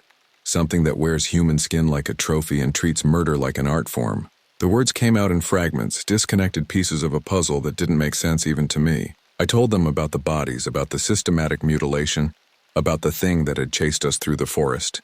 But I could see in their eyes that they thought I was in shock, that the trauma of finding the bodies had caused me to hallucinate, to create a monster where there was only a very human killer. Martin was useless, shaking and muttering to himself, his eyes darting constantly toward the tree line, as if expecting the creature to burst out of the forest at any moment. He kept repeating fragments of what he'd seen, descriptions of the creature that sounded like the ravings of a madman. The other officers looked at him with pity, with the kind of compassion you'd show someone who'd snapped under pressure. They took us back to base, but I didn't sleep that night or the night after. Every time I closed my eyes, I saw that thing's face, those pale eyes studying me with inhuman intelligence. I could smell its stench, could hear its laughter echoing in my dreams. The rational part of my mind tried to convince me that it had been some kind of hallucination, that the stress of finding the bodies had caused me to see things that weren't there. But I knew better. I knew what I'd seen, what I'd experienced. The official search team went back the next day, a heavily armed tactical unit that was prepared for anything except what they found. Or rather, what they didn't find. The creature was gone, vanished as if it had never existed, but the bodies were still there, still arranged in their grotesque displays, still bearing the evidence of systematic torture and mutilation. They found the fourth hiker that day, or what was left of her. She was discovered in a small cave about a mile from where we'd encountered the creature. Like the others, she'd been tortured before being killed, her body bearing the same precise cuts and deliberate mutilations. But there was something different about her death, something that suggested she'd lived longer than the others, that her suffering had been prolonged and intensified. The medical examiner's report was clinical and precise, describing the wounds and the manner of death with scientific detachment. But I could read between the lines, could see the horror that the medical team had tried to hide behind professional language. The things that had been done to that girl were beyond comprehension, beyond the capacity of any human mind to inflict. All 4 bodies were recovered and returned to their families. The official report classified the deaths as the result of a wild animal attack, possibly a rogue bear or mountain lion. The evidence was circumstantial at best, but it was the only explanation that made sense to minds that weren't prepared to accept the existence of something like what we'd encountered. But anyone who was out there, anyone who saw what we saw, knows the truth. It wasn't an animal. It wasn't human either. It was something else. Something that had been hiding in those woods for God knows how long. Something that had learned to hunt human beings for sport. The investigation was closed within a week, the case files sealed and forgotten. Martin took early retirement, moving to a small town in Florida where he could be close to the ocean and far from any forests. He sends me a Christmas card every year, but we never talk about what happened. Some things are too big for words, too terrible for conversation. I stayed on the job for another 3 years, but I was never the same. The forest had changed for me, had become a place of shadows and hidden threats. Every missing person case filled me with dread. Every search and rescue operation made me wonder if I was walking into another encounter with something that shouldn't exist. We never went back to that part of the forest. Not officially, at least. The area was quietly closed to public access, cordoned off with bureaucratic red tape and environmental concerns. But the real reason was simpler. Nobody wanted to risk another encounter with whatever was living in those woods. The nightmares started about a month after the incident. I'd dream of walking through the forest, following a trail that seemed familiar but was always subtly wrong. The trees would be too tall, the shadows too deep, the silence too complete, and always at the end of the trail I'd find that thing waiting for me, those pale eyes studying me with patient hunger. In the dreams I could never run, never escape. I was forced to stand there and watch as it approached, to smell its stench, to see the patches of human skin that covered its body. It would reach out with those impossible hands, those elongated fingers tipped with claws, and just before it touched me, I'd wake up screaming. The dreams became so frequent, so vivid that I started taking sleeping pills, then drinking, then both. Nothing helped.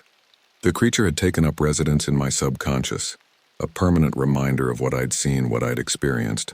I began to understand that surviving the encounter was only the beginning of the horror, that the real torment was having to live with the knowledge that such things existed, Sometimes, late at night when the wind is howling through the trees and the darkness seems particularly thick, I think about that thing still out there, still watching, still waiting. I wonder if it remembers us, if it's patient enough to wait for us to return. I wonder if it's found other victims, other hikers who wandered too far off the beaten path and discovered that some trails lead to places where human beings were never meant to go. And maybe, just maybe, it's still hungry. Maybe it's learned to be more careful, more selective in its hunting. Maybe it's moved to other forests, other wilderness areas where people go to escape civilization and end up finding something far worse than anything they were running from. The official records will tell you that 4 college students died in an animal attack in the summer of 2003. But I know better. I know that there are things in this world that don't belong in any official report. Things that exist in the spaces between what we know and what we're afraid to know. And I know that sometimes when you go looking for missing people, you find more than you bargained for. The forest keeps its secrets, and some of those secrets have teeth. Some of them wear human skin like a badge of honor, and some of them are still out there, waiting for the next group of hikers to wander too far from the safety of civilization and into the darkness where monsters are real and nightmares come to life. I never went back to those woods. I never wanted to, but sometimes, in the darkest hours of the night, I can feel those pale eyes watching me, can smell that terrible stench on the wind, and I know that somewhere out there, in the deep places where the sun never shines and the shadows never lift, it's waiting for me to come back, waiting to finish what it started, waiting to add my skin to its collection. I was driving north from Belforge, South Dakota, aiming to meet a friend near Ekalaka, Montana. A simple route, nothing too complicated, just miles of 2-lane highway and fields dotted with grazing cattle. The afternoon sun had been merciless, beating down on the asphalt until it shimmered like water, and my air conditioning struggled against the oppressive heat that seemed to seep through the very metal of my car. I'm not even sure where to begin because it feels like an odd fever dream stitched together from too many late-night documentaries. But I swear, every moment of this happened, every grotesque detail, every moment of terror that followed, it all unfolded exactly as I'm about to tell you. The landscape had been gradually changing as I drove deeper into Montana. The rolling hills of South Dakota gave way to something more austere, more desolate. Endless stretches of prairie grass swayed in the wind like a golden sea, interrupted only by the occasional weathered barn or cluster of cattle that watched my passage with blank, unblinking eyes. There was something unsettling about their stare, as if they were witnesses to secrets buried in this vast emptiness. I reached the Montana border right after sunset, which in hindsight was my first mistake. I should have arrived before dark. The sky had transformed into a canvas of deep purples and oranges, beautiful but somehow ominous. As the last light faded, the landscape took on an alien quality. The familiar became strange, and what had seemed like peaceful farmland now felt like a vast, unknowable wilderness. The temperature dropped dramatically once the sun disappeared, and I found myself turning on the heater despite the day's scorching heat. The sudden cold felt unnatural, almost aggressive, as if the land itself was rejecting my presence. My headlights carved a narrow tunnel through the darkness, revealing nothing but the endless ribbon of asphalt and the occasional reflective eyes of some creature watching from the roadside. I stopped briefly in Alzada, a tiny, unincorporated place that's basically a curve in the road with a bar, a post office, and not much else. The few streetlights cast sickly yellow pools of illumination that seemed to emphasize the darkness rather than dispel it. I'd planned to top off my tank, but the one pump looked out of order. Not just broken, but deliberately sabotaged. The hoses had been cut, and there were scratch marks on the metal casing that looked almost like claw marks. A local fell on a porch across the way, gave me a glance like he'd seen enough strangers for a lifetime. His face was gaunt, deeply lined, and his eyes held a wariness that went beyond simple unfriendliness. He was rocking slowly in an old wooden chair, the creaking audible even from where I stood. When I raised my hand in greeting, he stopped rocking entirely and just stared at me with an intensity that made my skin crawl. I had half a tank left, so I figured I'd push on rather than approach him for directions or information. As I walked back to my car, I noticed that every window in the small cluster of buildings was dark except for one. In the post office, a single light burned behind dirty glass, and I could swear I saw the silhouette of someone standing perfectly still, watching me.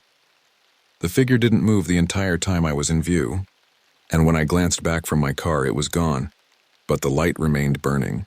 The wind had picked up, carrying with it the scent of something I couldn't identify, something organic and unpleasant like meat left too long in the sun. It made my stomach turn, and I rolled up my windows quickly, eager to get back on the road and away from this place that felt more like a movie set than a real town. I got back on Highway 323 expecting it to be empty for the next hour or so. The night sky was incredible, an unbelievable spread of stars, the kind that make you feel a little small. But there was something oppressive about that vastness, as if the universe was pressing down on me, reminding me how insignificant I was in this endless expanse of darkness. The road stretched ahead like a black river, and my headlights seemed pitifully inadequate against the overwhelming darkness. Occasionally, I'd catch glimpses of movement in my peripheral vision, shadows that seemed to dart across the road just beyond the reach of my lights. I told myself it was just jackrabbits or coyotes, but the movements were too fluid, too deliberate. A while later, around 9:30 or so, I spotted a side road that wasn't on my map, just a dirt track cutting off into the darkness. Sometimes I get curious, especially out in big sky country. The opening was marked by two weathered fence posts, one tilted at an odd angle, as if something had struck it with tremendous force. Hanging from the upright post was what looked like a piece of cloth, but as I slowed down, I realized it was something else entirely. A strip of what appeared to be animal hide, dried and blackened with age. I thought maybe it was a scenic overlook or a ranch road that would let me see a different angle of the horizon. The rational part of my mind screamed at me to keep driving, to stick to the main road, but something pulled me toward that dark opening. It was as if the road itself was calling to me, promising answers to questions I didn't even know I had. So I slowed down, turned in, and the moment my tires hit that gravel, it felt like crossing an invisible line. The temperature inside my car dropped several degrees and my breath began to fog. The radio, which had been playing static-filled country music, suddenly went silent. When I tried to adjust the dial, all I got was a low humming sound that seemed to vibrate through the car's frame. I drove for about 10 minutes, not really seeing much except silhouettes of distant buttes and the outline of old fence lines. The road was rougher than I'd expected, full of potholes and washouts that made my car bounce and rattle. But it was the silence that got to me most. Not the peaceful quiet of a rural night, but a dead, oppressive silence that seemed to muffle even the sound of my own engine. The fence lines I passed were strange, constructed not just of wire and posts, but adorned with what looked like bones, bleached white skulls of cattle and smaller animals tied to the posts with leather cords. At first, I thought it might be some kind of rustic decoration, but as I passed more of them, I realized they were arranged in patterns, almost like some kind of coded message. Then I noticed a flicker of light, just a tiny glow, like a lantern or a campfire off to my left. It was perhaps a quarter-mile away, nestled in a small depression between two low hills. The light seemed to pulse rhythmically like a heartbeat, and occasionally it would flare brighter before dimming again. I pulled over, shut off my engine, and tried to figure out what I was looking at. The silence was complete now, so profound that I could hear my own heartbeat thundering in my ears. The light was faint, but it moved a bit, like people were carrying it around. I was debating heading back to the main road when I heard voices, low hushed, but definitely more than one person. The voices rose and fell in a pattern that wasn't quite speech and wasn't quite singing, something in between that made the hair on the back of my neck stand up. There was an urgency to the sounds, as if whatever was happening was building towards something significant. I couldn't make out the words, if they were words at all, but the tone was unmistakably ritualistic. Maybe it was just a group of ranchers or campers, though it was a strange spot for a camp. The depression where the light flickered was clearly visible now, and I could see it was perfectly circular, as if it had been carved out of the landscape by some massive tool. The walls of the depression were too smooth, too regular to be natural. But there was something unnerving about the way the light danced, bobbing slightly, as if whoever was holding it was pacing in a tight circle. My gut told me to leave, but my curiosity got the best of me. I grabbed my flashlight and walked maybe 50 yards closer, half crouching behind some scraggly sagebrush. The wind was picking up, swirling dust around my ankles and carrying with it that same nauseating smell I'd noticed in Alzada, but stronger now, more concentrated. The sagebrush I hid behind was wrong somehow. The leaves were too dark, almost black, and when I touched them, they felt oddly warm and slightly moist, as if they were perspiring. The ground beneath my feet was soft, almost spongy, and with each step, I felt as though I was walking on something that might give way at any moment. That's when I saw more lights flick on, several lanterns or flashlights, revealing about a dozen figures in dark, flowing robes. They stood in a rough circle around something that looked like a low wooden table, or maybe a crude altar. The robes weren't just dark. They seemed to absorb light, creating human-shaped voids in the flickering illumination. The fabric moved in ways that didn't match the wind, rippling and undulating as if alive. My heart nearly jumped out of my chest. The chanting was soft, rhythmic, but now I could hear it clearly. It wasn't English, wasn't any language I recognized. The syllables were harsh, guttural, with sounds that seemed to come from deep in the throat.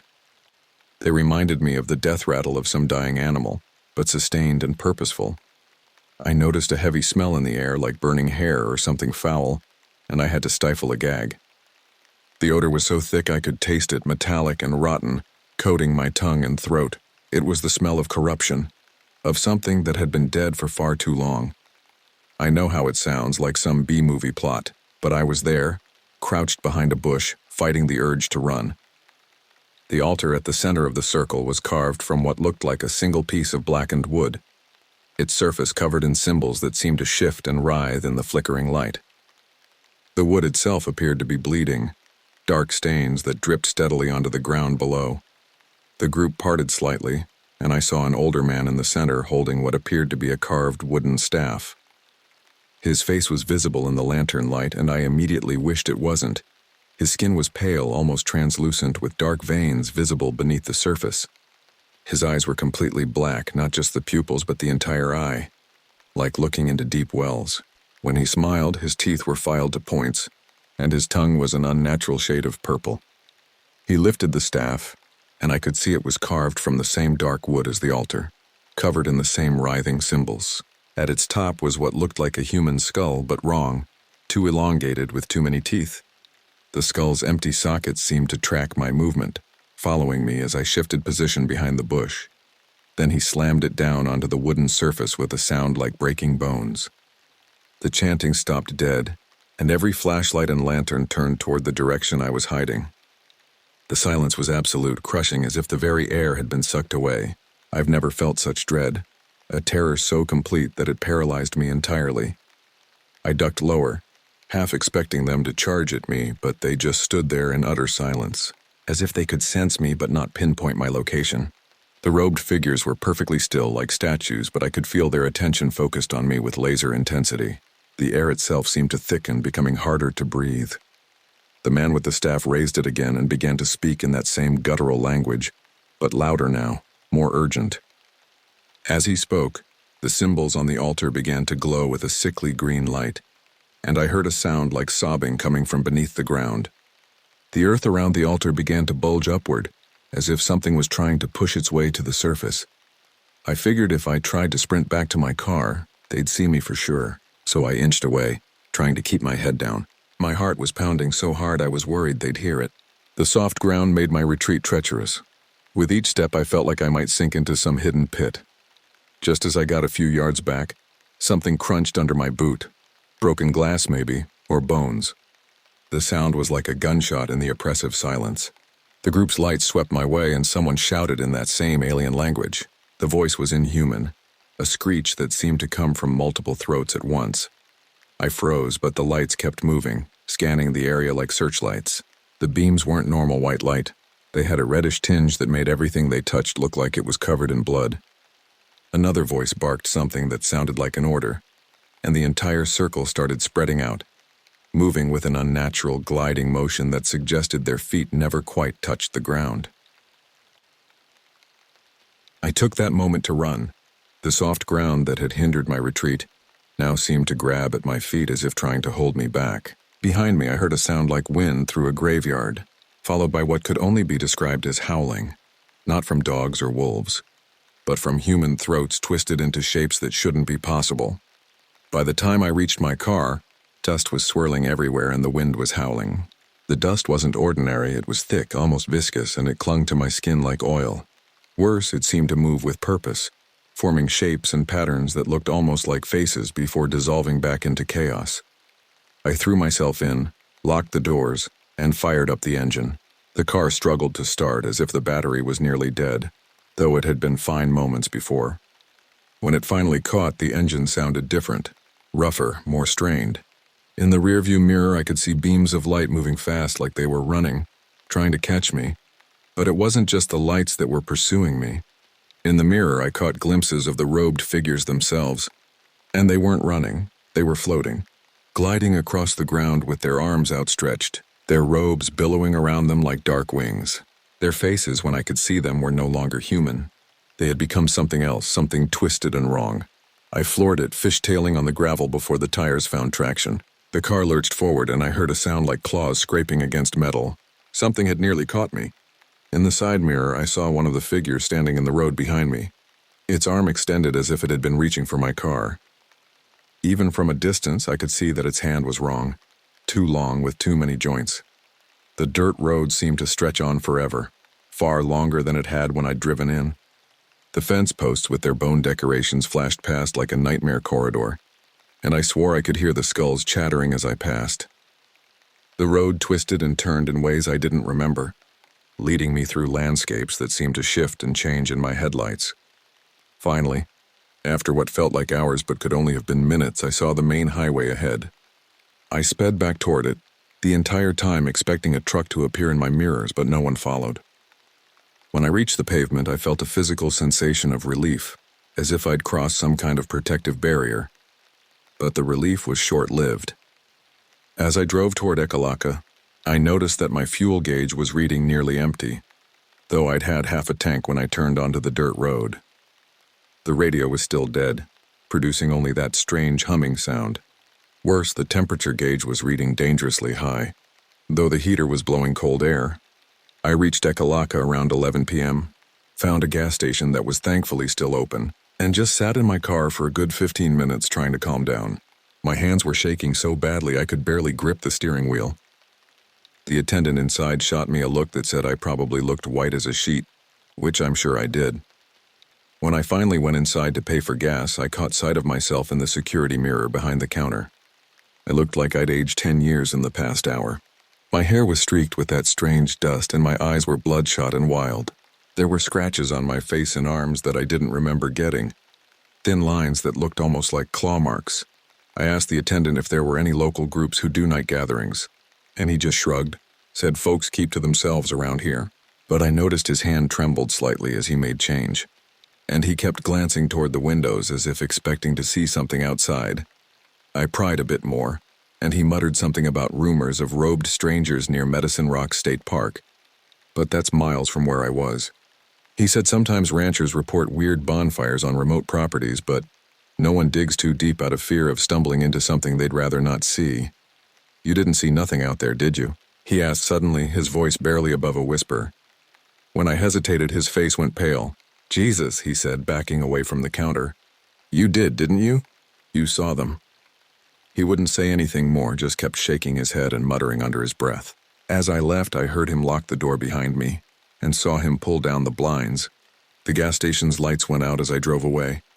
The next day, I tried to drive back to that area in daylight, but after an hour of searching, I couldn't find that same dirt road. Everything looked the same. Dusty tracks, fence posts, rolling plains. It was like the place had swallowed itself or perhaps had never existed at all. The landscape seemed normal in the daylight, even pleasant, but I couldn't shake the feeling that I was being watched. I stopped at every dirt road I could find, but none of them matched my memory. Some were too wide, others too narrow. Some had normal wooden fence posts, others had none at all. But nowhere did I find the tilted posts with their grisly decorations. Nowhere did I find that perfectly circular depression. What disturbed me most was that I began to doubt my own memory. In the harsh light of day, the events of the previous night seemed impossible, like something out of a horror movie. But the scratches on my arms were real, the dust in my hair was real, and my car still smelled of that sickly sweet corruption. That evening at a small motel, I overheard someone talking about cults in the region, how they meet in deserted areas and practice who knows what. It was just casual conversation between truckers, the usual small-town rumors and gossip. But the one time I mentioned seeing robes, the guy's face went pale. He said a relative of his once caught sight of a group wearing dark hoods in the countryside near Baker, Montana. And after that, the relative rarely left home at night. Changed him, the trucker said. Never was the same after. Started talking about things that shouldn't be, about things that live in the spaces between places. The trucker lowered his voice. My relative, he started drawing these symbols, covering the walls of his room with them. Said he had to keep them out. Had to remember the pattern so they couldn't follow him home. Found him one morning dead in his bed, but his face, he shuddered. His face was frozen in a scream, but his eyes were gone. Just empty sockets, like something had reached in and taken them. I left Ekalaka the following morning, telling myself I was just relieved to be putting distance between me and that memory. But I couldn't shake the image of that group standing around that table, or the way they moved like they were rehearsing an old routine, something ancient and practiced. The man with the staff, his black eyes, his pointed teeth. These images haunted me during the daylight hours and invaded my dreams at night. I felt almost guilty for seeing it, like I'd violated a boundary that was meant to keep certain things hidden from the world. There was a sense that I'd witnessed something that humans weren't supposed to see, something that existed in the dark spaces between civilization and wilderness. On my last night in Montana, in a motel near Miles City, I tried to do some quick, online searches about robed gatherings in southeastern Montana. Nothing substantial came up, just some talk about fringe religious sects and a few conspiracy theories referencing government cover-ups of desert cults, all too vague to tie anything directly to what I saw. But I did find something that made my blood run cold. In a genealogy forum, someone had posted about their family history in Carter County, mentioning that their great-grandfather had been part of a group that had made contact with the old powers in the 1920s. The post described rituals performed in circular depressions, ceremonies designed to thin the veil between worlds. The post had been deleted by the time I tried to read it again an hour later, but I'd saved the text. It mentioned that the group had been successful in their goals, that they'd managed to establish a permanent connection with entities from the spaces between spaces. The great-grandfather had supposedly lived to be 103, never aging past his 40th year, but had paid a price that wasn't specified. I did read an article about missing livestock in Carter County, though, with no culprit found. The article mentioned that the animals weren't just missing, they were found drained of blood with strange symbols carved into their hides. Local authorities had blamed it on a cult, but no arrests had ever been made. That was enough to make me lose my appetite. I drove straight home the next day, half expecting an unfamiliar vehicle to tail me all the way. Every car that stayed behind me for more than a few miles made me nervous, and I found myself taking random exits and back roads, anything to make sure I wasn't being followed. But the paranoia didn't end when I reached home. I started having dreams about the ritual, but in my dreams I was inside the circle, standing at the altar with the skull-topped staff in my hands. I could feel the power flowing through it, could understand the meaning of the symbols that covered its surface, and I liked it. I woke up from these dreams with scratches on my arms, just like the ones I'd gotten that night in Montana. Sometimes I'd find myself drawing symbols in the margins of newspapers or on napkins, patterns that looked disturbingly familiar. I'd throw them away immediately, but the compulsion to draw them grew stronger each day. I'm sharing this because it's been eating at me, consuming my thoughts and invading my dreams. If anyone else traveling through southeastern Montana encountered something like that, I'd feel less insane. The robed figures, the chanting, the abrupt hush, the man with the pointed teeth and black eyes, it all still wakes me up in cold sweats.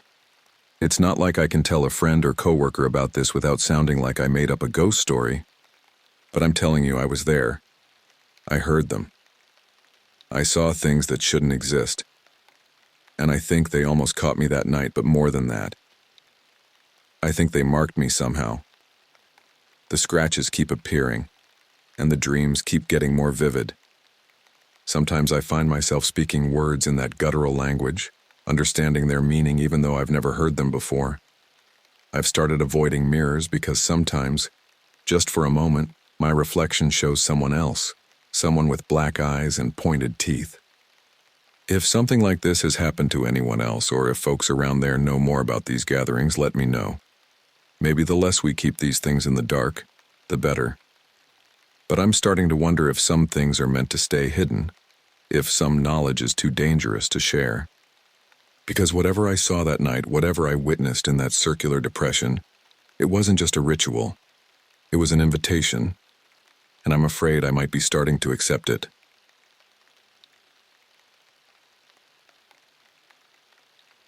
The dispatch crackled through the static like bones snapping in a fire, then died as the figure dragged a half-ton steer across County Road 12 and stared straight through my windshield. Its joints bent wrong, eyes like burn holes in parchment. I slammed the brakes too late and felt the cruiser rise suddenly, weightless for a heartbeat before crashing back to earth. I'm Riley Hartman, and what I'm about to tell you took place in 2011 in Escalante, Utah. The desert here doesn't forgive mistakes, and it doesn't forget them either. The day started slow, the way most days do before they turn into nightmares. I signed out a beat-up Crown Vic at 6 a.m., the keys still warm from the night shift deputy's sweaty palm. The coffee tasted of tin and regret, bitter enough to strip paint. I drove the red dirt loop past the grazing leases north of town, where the Mormon settlers had tried to make something green grow in all that emptiness. The morning sun painted the mesas the color of dried blood, and the wind carried the scent of sage and something else, something that made my skin crawl without knowing why. A ranch hand waved me down before I even finished the cup. His face was the color of sour milk, and his hand shook as he pointed toward the grazing land. "You need to see this, officer. Need to see it right now." 2 Angus yearlings lay 40 yards apart, their spines snapped clean, ribs peeled open as if something had pried them with tire irons. The precision was what got to me first. No ragged tears, no claw marks, just surgical separation of flesh from bone. The morning flies hadn't even found them yet, as if they knew to stay away. No truck tracks scarred the hardpan. No coyote prints circled the carcasses. No sign of a fight, no drag marks leading away from the kill site. The cattle lay exactly where they'd fallen, their eyes wide and clouded, tongues swollen black between their teeth. But it was the emptiness that made my breakfast crawl up my throat. The hollow cavities where their organs should have been, cleaned out so thoroughly that the inner walls gleamed like polished marble. I marked the scene with orange cones, called it in, and waited for Deputy Addie Perez. The silence pressed against my eardrums like deep water. Even the meadowlarks had gone quiet, and in 20 years of working these counties, I'd never heard the desert hold its breath like that. Addie showed up 40 minutes later, chewing sunflower seeds and spitting the shells through her open window. She popped the hood on one calf, frowned at the emptiness inside like she was looking under the hood of a stripped car. "Whatever did this hauled them out like oysters," she said, her voice carrying too far in the thin air. Clean as a whistle, I told her to keep her voice down. The rancher, a tough Mormon named Clegg, looked ready to cry. His face had gone gray as cement, and his hands wouldn't stop trembling. 40 years I've worked this land," he whispered. "Never seen anything like it. Never even heard stories." We walked the fence line, boots crunching on gravel that sounded like breaking glass. The barbed wire sagged like cut ribbon where something had passed through. The metal twisted into impossible spirals. On the far side, fresh drag marks led toward the slot canyons, grooves an inch deep, straight as survey stakes, too tidy for any scavenger I knew. The tracks were wrong from the start. They reminded me of a child's drawing of a hand, only backward with the thumb missing. Long, narrow impressions spaced less than a foot apart, each ending in 4 blunt points. But it was the spacing that made my scalp tighten. Precisely 32 inches between each print, measured to the millimeter. No variation, no hesitation, as if the thing moved like a machine. We followed the trail into the maze of sandstone corridors where the rock walls pressed close enough to touch both sides with outstretched arms. The desert kept silent except for our boots echoing off the stone, and the sound seemed to come from everywhere and nowhere, like voices whispering in an empty church. Between sage clumps, we found more prints. Addie photographed them, but the images looked fake even on the camera screen. Too precise, too deliberate, as if someone had carved them with tools. The desert dust should have softened the edges, but these marks looked fresh as surgery scars. By noon, we'd hiked 3 miles into the slots. Sunlight thinned to a hard blue strip above us, and the air smelled of wet stone, though the soil was dust-dry. The walls rose higher with each step, closing overhead like a stone coffin. Radio contact faded first to static, then to nothing. Addie tapped her handset, shrugged, and mouthed, "Keep close." I kept my sidearm drawn, though I couldn't say what I expected to shoot. The marks on the ground never wavered, never crossed each other, as if the thing glided without weight. They led us deeper into the labyrinth, past pictographs left by people who'd fled this place centuries ago, their painted figures running from something with too many arms. Then the tracks just stopped on a smooth sandstone shelf. No blood, no calves, no exit prints, only a shallow depression the size of a bathtub polished like glass. The stone around it had been worn smooth, as if something had rested there for a very long time. Addie crouched to study it, her camera clicking in the silence. "Riley," she whispered, "look at this." The depression wasn't empty. Carved into the stone were symbols, not pictographs, but something older, something that hurt to look at directly. They spiraled inward toward the center, where a single hole disappeared into darkness. The air rising from it carried the scent of copper and meat gone bad. That's when we heard it. The hiss wasn't a roar, wasn't even loud. Just a sound like air escaping from a punctured lung, but it poured out of the darkness behind us with the weight of centuries. The stone walls caught it and threw it back, multiplying the whisper until it surrounded us like a living thing. I swung around, saw nothing but shadows dancing in the slot canyon's depths. The silence that followed was worse than the sound, thick and expectant like the pause before a scream. When I turned back, Addie was gone. The grip of her camera still hung in midair for a blink, suspended like a magic trick, then clattered on the rock. The sound echoed off the walls, sharp as gunshots.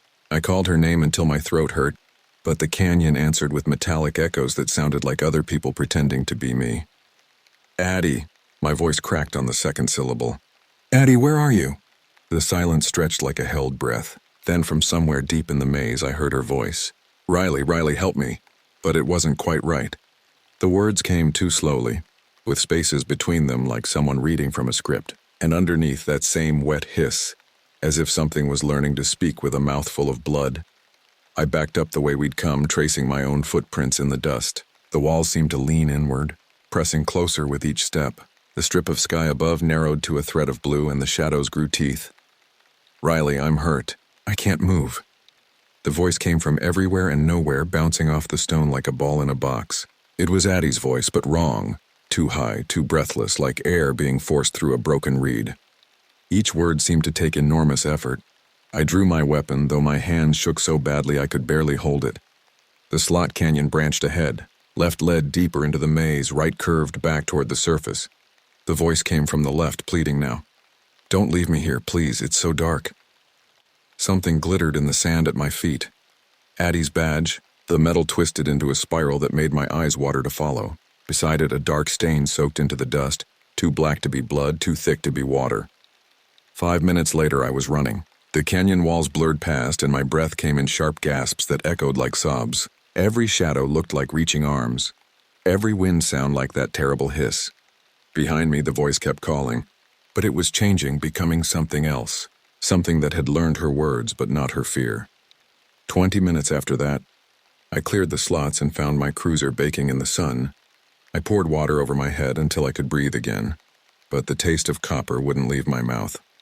My radio squawked with static, and for a moment I thought I heard Addie's voice underneath the noise, still calling my name.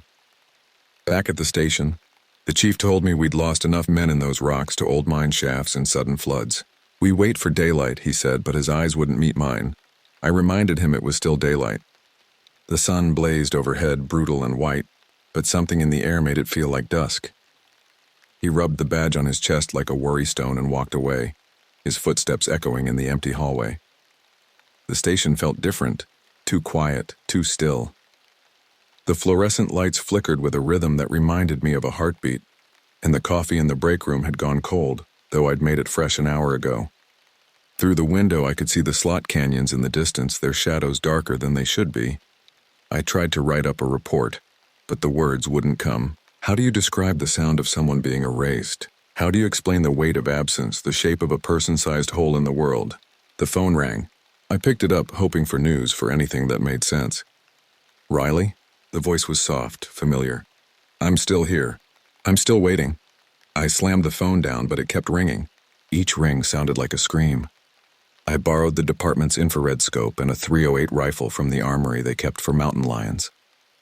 The weapon felt solid in my hands, real in a way nothing else had since the canyon. I signed the log with shaking fingers and took the cruiser out again, driving toward something I couldn't name but knew was waiting. Dusk bled into the gulches like spilled wine, and the temperature dropped 20 degrees in as many minutes. The desert never held heat after sundown, but tonight felt different, colder, hungrier, as if the darkness was feeding on the warmth. On the ridge above Clegg's ranch, turkey vultures circled but refused to land. They rode the thermals in tight spirals, their shadows wheeling across the ground like clock hands, but they wouldn't descend, wouldn't take what the desert offered. Even they knew something was wrong. The cattle huddled in the far corner of the main pen, their eyes rolling white in the gathering darkness. They pressed against the fence until the wire sang with tension, and the sound of their breathing came in sharp, panicked bursts. Whatever had visited them before, they remembered. At 2013 hours, the stockyard light snapped off. Not dimmed, not flickered. They died all at once, as if someone had thrown a switch. My dashboard lights followed, gauges fading to black. The radio gave a burst of static and went silent. I coasted to a stop, engine quiet, and heard metal banging inside the main pen. The sound came in steady intervals, like a heartbeat, like breathing. Using the rifle's optic like a camera, I scanned the yard. The cattle crowded the far fence, their bodies pressed so tight together, they looked like a single, many-legged creature. Their eyes caught the starlight and threw it back in points of fire. Near the feed bins, where the shadows were deepest, something moved. It stood taller than the gatepost, hairless, the color of butcher paper left too long in the sun. Its skin stretched over cables of muscle that twitched in steady ripples like water disturbed by wind. The thing had no head, no eyes, just a torso that divided at the sternum into two equal halves that opened and closed like saloon doors. Behind the opening, I glimpsed raw meat and a curtain of cartilage that moved like seaweed in a current. The sound it made was wet and rhythmic, like a great lung breathing through water. As I watched, it lifted a heifer by the hips, a 1,000-pound animal raised like a child's toy, and folded it into itself without bending its own limbs. The cow disappeared into that terrible opening with barely a sound, just a soft, wet sigh. The thing's chest snapped shut like a trap, and for a moment it stood perfectly still, digesting. Then it turned toward my hiding place with that same precise 32-inch stride. I fired. The round slapped flesh with a sound like a hammer hitting meat. A bloom of dark spray hit the dirt, but the thing didn't drop. It paused, swaying slightly, then continued its approach. The wound pinched shut, leaving only powdery residue around the hole, as if it were made of clay that could reshape itself. I retreated to the grain silo, my boots ringing on the metal ladder. The bent sheet metal door slammed behind me, and I barricaded it with a pallet, though I knew it wouldn't hold. Inside the domed roof, the smell of mildew and rotting corn felt thick enough to chew. I lay flat on the catwalk, rifle barrel through a rust hole, and waited. The silence stretched like a held breath. Then the tin buckled below, and a pale arm, jointed wrong, bending in too many places, probed through the door gap. The fingers were wrong, too. Paddle-wide boneless pads ringed with short claws more suited to scooping than grabbing.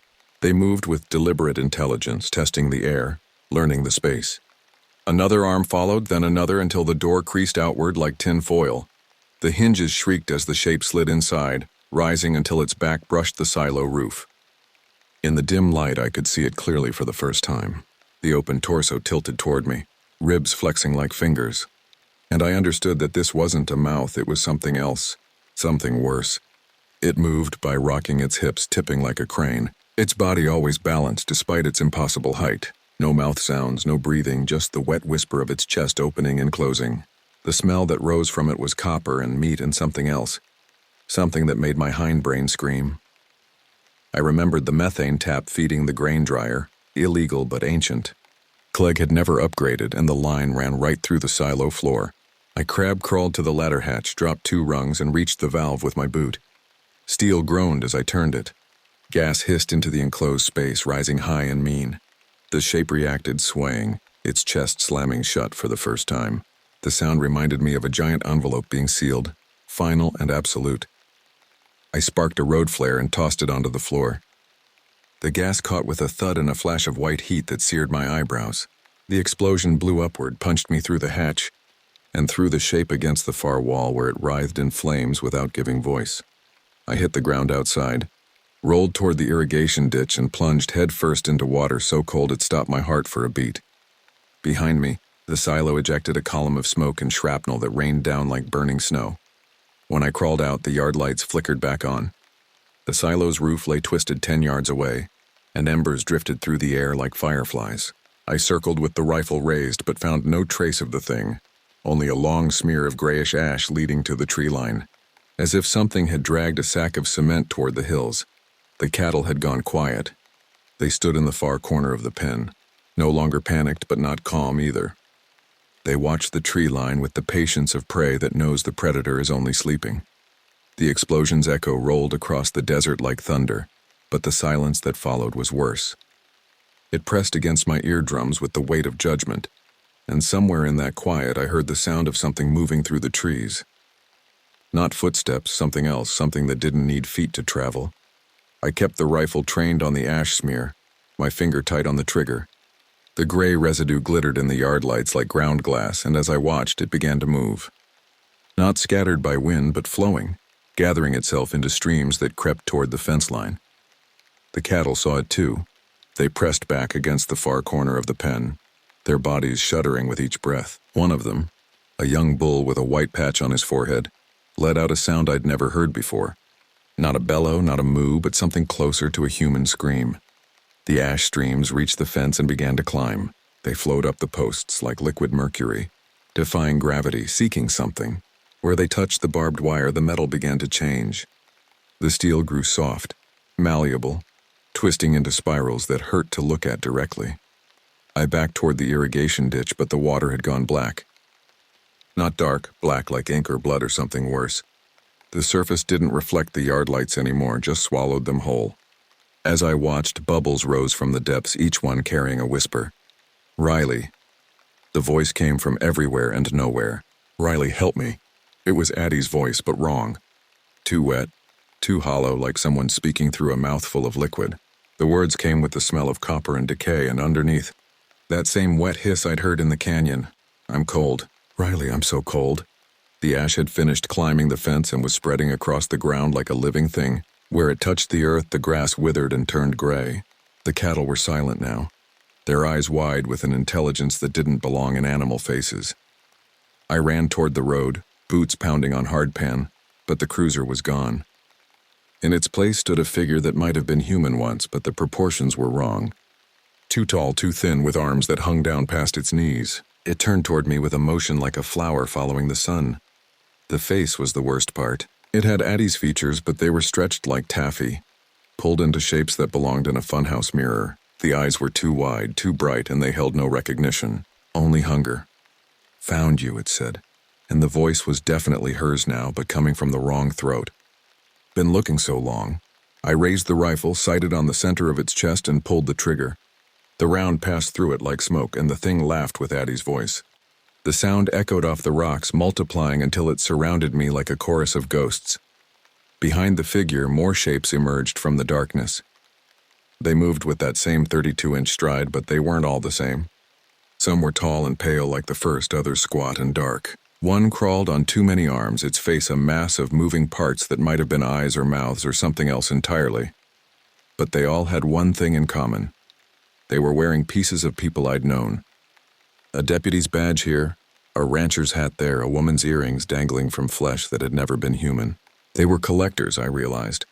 Gatherers of identity, wearing their victims like clothes. The one with Addie's face reached out with fingers that stretched like rubber bands. They wrapped around my wrist, and where they touched, my skin began to burn, not with heat, but with cold so intense it felt like fire.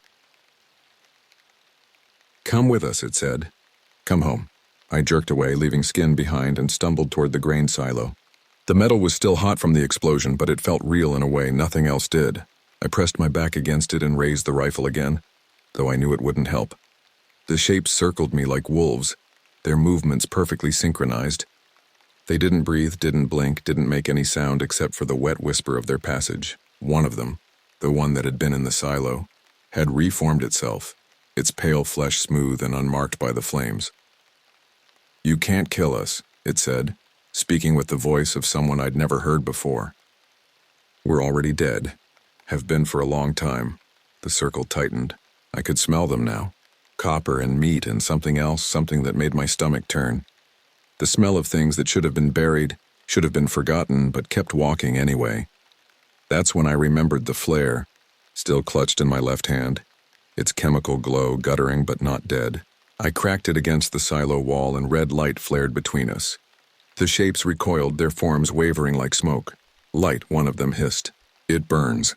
I held the flare high and they backed away. Not far, just enough to give me breathing room, but I could see others gathering at the edge of the red glow, more than I could count, their eyes reflecting the light like mirrors. "What do you want?" I asked, though I wasn't sure I wanted to know. The one with Addie's face smiled, and I saw that its teeth were too sharp. Too many. "To go home," it said. "To take everyone home." "Where's home?" It pointed toward the slot canyons, toward the darkness between the rocks where no light had ever reached. "Down there. Down where it's quiet. Down where nothing changes." The flare was dying. I could feel the heat fading, see the red glow dimming. When it went out, they would come for me and I would become another collector, another shape in their terrible parade. But then I heard something else. The sound of engines, of vehicles racing across the desert. Headlights swept across the yard and the shapes scattered like roaches, flowing back toward the trees in the darkness beyond. The cavalry had arrived, but I wasn't sure they were ready for what they'd find. At dawn, state troopers combed the site like archaeologists, their cameras flashing in the gray light. They found Addie's radio first, then her badge, fused to a strip of pink tissue near the smashed feed bin. The tissue carried human DNA markers, but no match in any database, as if it belonged to someone who had never existed. The tissue was wrong in other ways, too. Under the microscope, it showed cellular structures that bent light in impossible directions, crystals of something that shouldn't exist in living matter. The lab techs whispered about it in the corners, their voices tight with fear they couldn't name. The prints in the canyon had turned brittle overnight and crumbled under the first boot that touched them. What had been clear tracks the day before became nothing more than disturbed dust, as if the desert itself was erasing the evidence. They questioned me for 7 hours in a room that smelled of stale coffee and fear. The fluorescent lights hummed overhead and every shadow looked like reaching arms. I gave them my notes, my photos, my rounds counted and recounted. The digital files showed nothing but static, and the photographs were blank except for one. A single image of something pale standing in the background of a crime scene photo, something that hadn't been there when I took the picture. They thanked me, typed it up as an animal attack, and shipped the report to a locker none of us will ever open. The official story was predators, maybe a pack of feral dogs. The missing deputy was listed as a hiking accident, presumed fallen into one of the many chasms that honeycomb the desert. But I knew better. I'd seen the way the other officers looked at me, the way they stepped aside when I walked down the hall. They'd read my report, seen the photos, and they knew that something had come out of the deep places of the earth to hunt. Addie's status changed from missing to deceased presumed. Her funeral was held on a Tuesday, and I was the only one who came. The casket was empty, of course, there wasn't enough left to bury. But I stood there anyway, in the heat and the silence, and tried to remember her as she'd been before the canyon took her. The preacher spoke about souls and redemption, about the peace that comes after suffering. But I kept thinking about the thing that had worn her face, the way it had smiled with too many teeth. Some things I realized don't find peace. They just find new ways to hurt. I handed the chief my resignation the next morning. He signed without looking up, his hand shaking as he wrote his name. "Maybe it's for the best," he said. "Maybe some things are better left alone." On the way out, I passed the evidence freezer. The door was ajar, and inside on the top shelf lay my flare, half melted but somehow intact.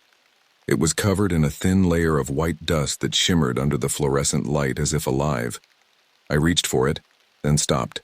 The dust was moving, flowing in patterns that reminded me of circuit boards or neural networks. As I watched, it began to spell out words in a language I didn't recognize, symbols that made my eyes water and my head ache. I left the flare where it was and walked away. Some evidence is too dangerous to preserve. I drove south until the desert turned green, past cities where the lights stayed on at night and the shadows behaved the way shadows should. I found work as a security guard at a shopping mall, watching teenagers steal candy and old men sleep on benches. Simple problems with simple solutions. But I never forgot Escalante. How could I? The memory lived in my bones in the way I checked the locks twice before sleeping, in the way I avoided dark places and kept a flashlight by my bed. The desert had marked me, and some marks never fade. Sometimes late at night I still hear the radio static that sounds like voices calling from far away. Sometimes I catch glimpses of pale figures at the edges of my vision, moving with that same 32-inch stride. And sometimes, when the moon is dark and the wind is still, I hear Addie's voice whispering through the static. Riley, help me. I'm so cold, but I know better now. I know that some things that call for help aren't looking for rescue. They're looking for company, for someone to share the darkness with. And I've learned that the best way to help the dead is to let them stay that way. The desert keeps its secrets, and I've learned to keep mine. But every sunrise still feels darker than the night that tried to swallow me whole. And I know that somewhere in the slot canyons of Utah, something is still waiting. Still hunting. Still wearing the faces of the people it's taken. And sometimes, on nights when the static is particularly loud, I wonder if it's learned to wear mine too. I have not worn a badge since. Some doors once opened can never be closed again. Some hungers once awakened can never be satisfied. And some things that come from the deep places of the earth should never be disturbed. But they are disturbed, aren't they? Every day, people like me venture into the empty places, the forgotten places, the places where the old rules don't apply. They follow strange tracks and investigate unusual sounds, and most of them come back with stories that end up filed away in lockers no one will ever open. Most of them. But not all. The desert is patient. It can wait. And somewhere in the darkness between the rocks, something that was never human is still learning to be me. The end is just another beginning. And the hunt never really stops. It just finds new prey. The house had always felt too big for one person, especially at night. 2 bedrooms, a sprawling living room, and a kitchen that echoed with every footstep. It was the kind of place meant for a family, not someone living alone. But the rent was affordable, and the neighborhood was usually quiet. So I had made it work for the past 3 years. Usually quiet being the operative phrase. The walls seemed to breathe in the darkness, expanding and contracting with each gust of wind that rattled the windows. I had grown accustomed to the house's nightly symphony, the settling of old wood, the whisper of air through loose weather stripping, the distant hum of the refrigerator cycling on and off. These sounds had become my lullabies, familiar and oddly comforting in their predictability. But tonight felt different.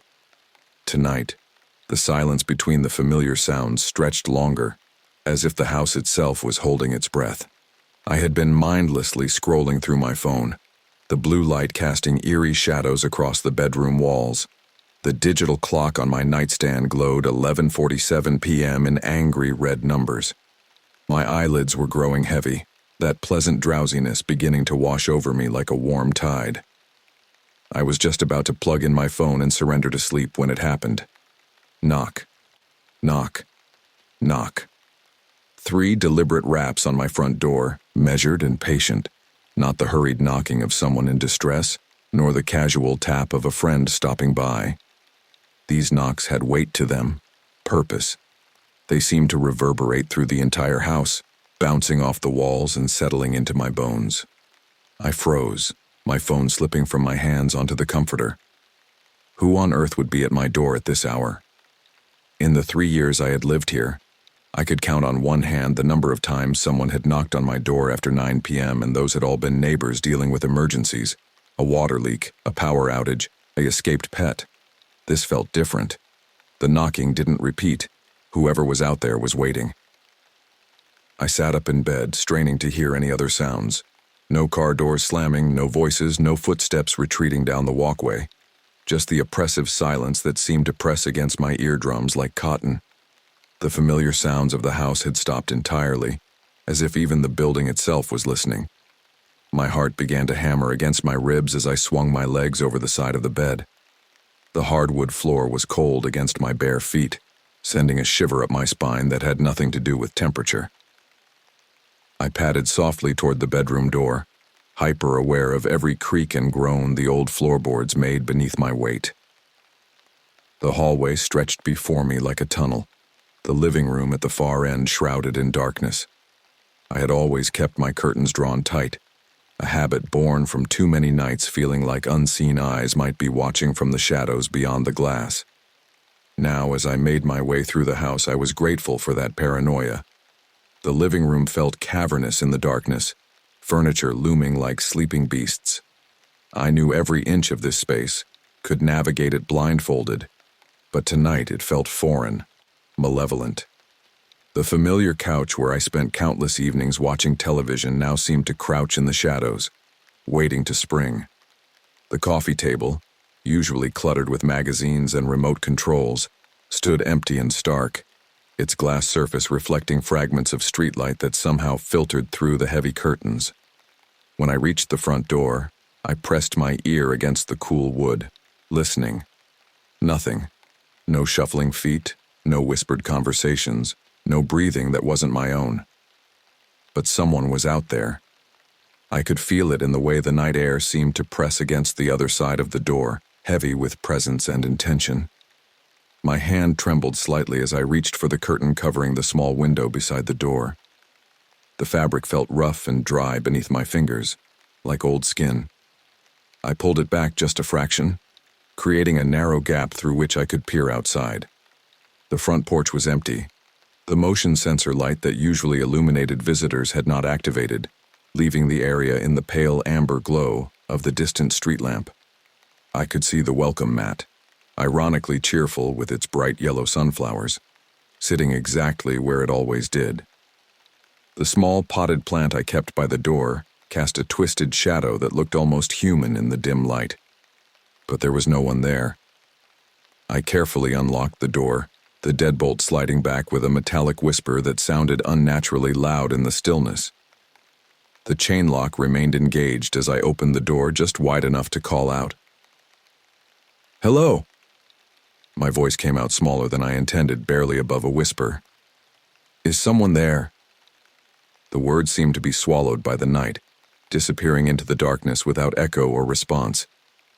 The air that drifted through the gap was cold and carried with it the smell of dead leaves and something else, something organic and unpleasant that I couldn't quite identify. After several minutes of waiting, I unchained the door and stepped outside. The night wrapped around me like a wet shroud, clinging and oppressive despite the autumn chill. I looked left and right down the street, searching for any sign of movement, any indication of who might have knocked. The neighboring houses stood dark and silent, their windows like empty eye sockets staring blindly into the night. Even the street lamps seemed dimmer than usual, their pools of light struggling against the encroaching darkness. I was about to retreat back inside when I noticed it. There, on my doorstep, sitting exactly where someone standing at my door would have placed it, was an envelope. It was plain white, unremarkable except for its presence. No postmark, no address, no indication of how it had arrived. It simply sat there, as if it had materialized from the darkness itself. The paper looked crisp and clean, unmarked by dew or dirt, suggesting it had been placed there recently. Very recently. My hands shook as I bent to pick it up. The envelope was heavier than it should have been, as if it contained more than just paper. It felt warm to the touch, which sent another shiver down my spine. How could it be warm when it had been sitting outside in the cold night air? I clutched the envelope to my chest and hurried back inside, slamming the door behind me and engaging both the deadbolt and chain lock. The familiar clicking sounds should have been comforting, but instead they seemed inadequate, flimsy barriers against whatever had brought this mysterious message to my door. Back in the safety of my living room, I turned on a lamp and examined the envelope more closely. It was completely blank. No name, no address, nothing to indicate who it was from or who it was intended for. The paper was expensive looking, heavy stock with a subtle texture that felt almost like skin beneath my fingertips. As I held it up to the light, I could see the dark outline of folded paper inside, but nothing more. No watermarks, no hidden messages, no clues about its origin. Just the promise of whatever message lay waiting within. I considered calling the police immediately, but what would I tell them? Someone knocked on my door and left a letter. It wasn't exactly a crime, and I had no description of who had done it. They would probably file a report and tell me to call back if anything else happened. No, I needed to know what was in this envelope first. With trembling fingers, I carefully opened it. The glue had a strange, sweet smell that reminded me of flowers left too long in water. Inside was a single sheet of paper, folded into precise thirds. The same heavy stock as the envelope, the same skin-like texture. I unfolded it slowly, as if the paper might crumble to dust at my touch. The handwriting was a mess. Barely legible scrawl that looked like it had been written by someone whose hands were shaking as badly as mine were now. The ink was dark, so dark it was almost black, and in some places it had bled through the paper as if whoever was writing had pressed too hard, their urgency overwhelming their control. But despite the poor penmanship, the message was clear enough to make my blood run cold. I know who you are. Those 5 words written in that terrible, shaking handwriting seemed to pulse on the page like a living thing. I read them again, hoping I had misunderstood, hoping the poor penmanship had deceived me. But there was no mistake. I know who you are. I know where you live. I know what you do when you think no one is watching. You should be more careful. You should pay attention to your surroundings. There are things in the darkness that you don't understand, things that have been watching you for longer than you know. This is not a threat. This is a warning. Be aware. Be very aware. The words seemed to crawl across the page like insects, each letter taking on a life of its own as I stared at them. My hands shook so violently that the paper rustled like autumn leaves in a windstorm. The lamplight flickered, casting moving shadows that made the words appear to shift and dance. Some of the letters were smeared, as if the ink hadn't been dry when the paper was folded. Other words were nearly impossible to make out. The handwriting deteriorated as it went on, becoming more frantic, more desperate. It was as if whoever had written this had been racing against time, or fighting against some invisible force that was trying to stop them from completing their message. At the bottom of the page, below the main text, there were other marks. Not words exactly, but symbols or scratches that looked almost like claw marks dragged across the paper. They were deep enough to have torn through in some places, and the ink that filled them was darker than the rest, almost rust-colored in the lamplight. I read the message again, searching for any clue about who might have written it. But there was nothing. No signature, no indication of identity. Just those terrible words and the growing certainty that whoever had written them knew far more about me than they should. I know what you do when you think no one is watching. What did that mean? I lived alone, worked from home, kept to myself. I wasn't hiding anything, wasn't doing anything that required watching.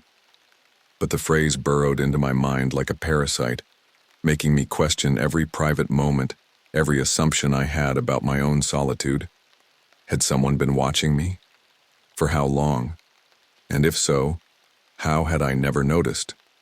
I thought about all the times I had felt eyes on me while walking to my car, all the times I had checked and rechecked my locks before bed, all the times I had drawn my curtains tight with the strange feeling that something was waiting just beyond the glass. I had always dismissed these feelings as paranoia, the natural result of living alone and spending too much time reading true crime stories online. But what if they hadn't been paranoia at all? The lamp flickered again, plunging the room into momentary darkness before struggling back to life. In that brief moment of blackness, I could have sworn I saw a face at the window, pale and distorted, pressed against the glass, like something trying to get in. But when the light returned, there was nothing there except my own reflection, wide-eyed and terrified, staring back at me from the dark window. I crumpled the letter in my fist, then immediately smoothed it out again. Evidence. If this escalated, if whoever had written this came back, I would need evidence. But the very act of handling the paper made my skin crawl, as if the words themselves were infectious, spreading their poison through touch. I folded the letter carefully and placed it back in the envelope, then set it on the coffee table as if it were a bomb that might explode at any moment. The white envelope seemed to glow in the lamplight, drawing my eyes like a magnet. I wanted to burn it, to destroy any trace of its existence, but I forced myself to leave it alone. I walked to each window in the living room, double-checking that the curtains were fully closed, that no gap remained through which watching eyes might peer. The fabric felt thin and inadequate, like tissue paper that could be torn away with the slightest effort.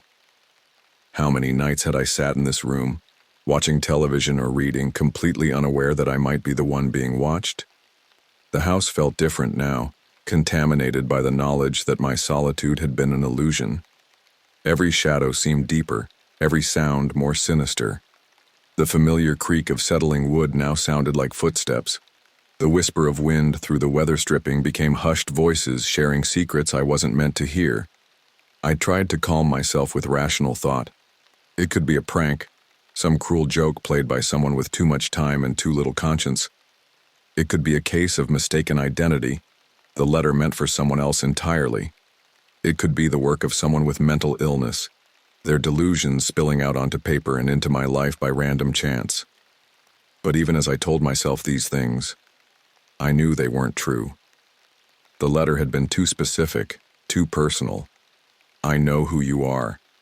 Not who they thought I was, not who I might be. Who I was. There was no mistake, no misunderstanding. Someone knew me. Someone was watching me. Someone had been close enough to my door to leave that envelope without triggering the motion sensor, close enough to know my routines, my habits, my vulnerabilities. And now they wanted me to know that they knew. I glanced at the clock on the wall, 12:23 a.m. The numbers seemed to mock me, reminding me that the night was far from over, that hours of darkness still stretched ahead like an endless tunnel. I thought about calling someone, a friend, a family member, anyone who could provide a voice of comfort in the suffocating silence. But who would I call at this hour? And what would I say? That someone had left me a creepy note? It sounded ridiculous even in my own mind. I decided to try to sleep, though every instinct screamed against it. I gathered the envelope and headed back toward my bedroom, checking the front door locks one more time as I passed. The deadbolt was secure, the chain engaged, but they felt like inadequate protections against an enemy I couldn't see or understand. I had made it halfway down the hallway when it happened. Knock, knock, knock. This time, the knocking came from the back of the house. The sound froze me mid-step, my heart lurching so violently I thought it might tear itself from my chest. 3 knocks just like before, but these came from the back door that led out to my small fenced backyard. Measured, patient, deliberate. Someone had circled my house. The realization hit me like ice water in my veins. Whoever had left the envelope hadn't simply disappeared into the night. They had been waiting, watching, moving around my property like a predator stalking prey. While I had been inside reading their terrible message, they had been outside positioning themselves for the next phase of whatever sick game they were playing. My phone was in my hand before I even realized I had grabbed it, muscle memory overriding the paralysis of fear. The emergency dispatcher's voice seemed to come from very far away as I whispered into the phone, afraid that speaking too loudly might alert whoever was outside to my exact location within the house. 911, what's your emergency? Someone is at my house, I managed to say, my voice barely audible even to myself. They left a threatening letter and now they're at my back door. Are you in immediate danger? Are they trying to break in? I don't know. They're just knocking, but it's almost midnight and I live alone and... I trailed off, realizing how inadequate my words were to convey the bone-deep terror that had settled over me like a shroud. We're sending a unit to your location. Can you stay on the line with me? Yes, I breathed, clutching the phone like a lifeline. Good. I need you to move to a secure location in your house if possible, away from windows and doors. Do not investigate the sounds yourself. But even as the dispatcher spoke, I found myself moving toward the back of the house, drawn by a terrible need to know what was waiting for me out there. The kitchen opened onto a small dining area, which had a window that looked out into the backyard. If I could just get a glimpse. The house felt like a maze now. Familiar rooms transformed into foreign territory by fear and adrenaline. Every shadow seemed to move independently. Every reflection in the dark windows looked like watching faces. The dispatcher's voice continued in my ear. Asking questions I answered automatically while my mind focused entirely on reaching that back window. The kitchen was darker than the rest of the house, the only illumination coming from the digital display on the microwave and the pale glow of streetlights filtering through the dining room window. I pressed myself against the wall and inched toward the glass, my bare feet silent on the cold tile floor. "Ma'am, are you still there? I need you to stay away from the windows." "I'm here," I whispered, ignoring the dispatcher's instructions. I had to see. I had to know what I was dealing with. The window faced out onto my small backyard, enclosed by a 6-foot privacy fence that had always made me feel secure. There was a small patio directly outside the back door, furnished with a table and chairs I rarely used. Beyond that, the yard stretched back about 30 feet to the fence line, where my neighbor's house was visible through the slats. At first, I saw nothing. The motion sensor light that should have activated when someone approached the back door remained dark, just as the front porch light had. But as my eyes adjusted to the darkness, I began to make out shapes that shouldn't have been there. The patio furniture had been moved. The table and chairs, which I had left in their usual configuration near the door, had been repositioned into a perfect circle in the center of the small patio. The symmetry was unnatural, deliberate, like some kind of ritual arrangement. But that wasn't the worst part. Arranged around the perimeter of the patio, just at the edge of where the motion sensor's range should have triggered the light, were objects. Small, dark shapes that I couldn't quite make out from my position at the window. They were spaced evenly, forming a larger circle around the rearranged furniture, like offerings placed around an altar. "The police should be there soon," the dispatcher was saying. "I need you to go to your front door and let them in when they arrive." I wanted to tell her about what I was seeing, about the bizarre arrangement in my backyard, but the words stuck in my throat. How could I explain that someone had turned my patio into what looked like a shrine? How could I convey the wrongness of it, the sense that I was looking at something that violated the natural order of things? As I stared at the scene, one of the dark objects moved. It was subtle, just a slight shift that could have been a trick of shadow and light, but I was certain I had seen it. Whatever was arranged around my patio wasn't entirely inanimate. My stomach lurched as possibilities raced through my mind, each more horrible than the last. The sound of sirens began to grow in the distance, still faint but approaching. Help was coming, but would it be enough? How could the police protect me from someone who could move around my property without triggering motion sensors, someone who could arrange mysterious objects in my backyard like pieces on a chessboard? "Ma'am, the officers are almost there. I need you to move to your front door now." I forced myself to back away from the window, though every instinct screamed at me to keep watching, to not turn my back on whatever was lurking in my backyard. The walk to the front door felt like an eternity, each step taking me further from my only view of the threat, while bringing me closer to the vulnerability of the front entrance. The sirens were louder now, close enough that I could see the reflection of red and blue lights beginning to dance across my living room walls. I positioned myself by the front door, my hand on the deadbolt, ready to let the officers in the moment they identified themselves.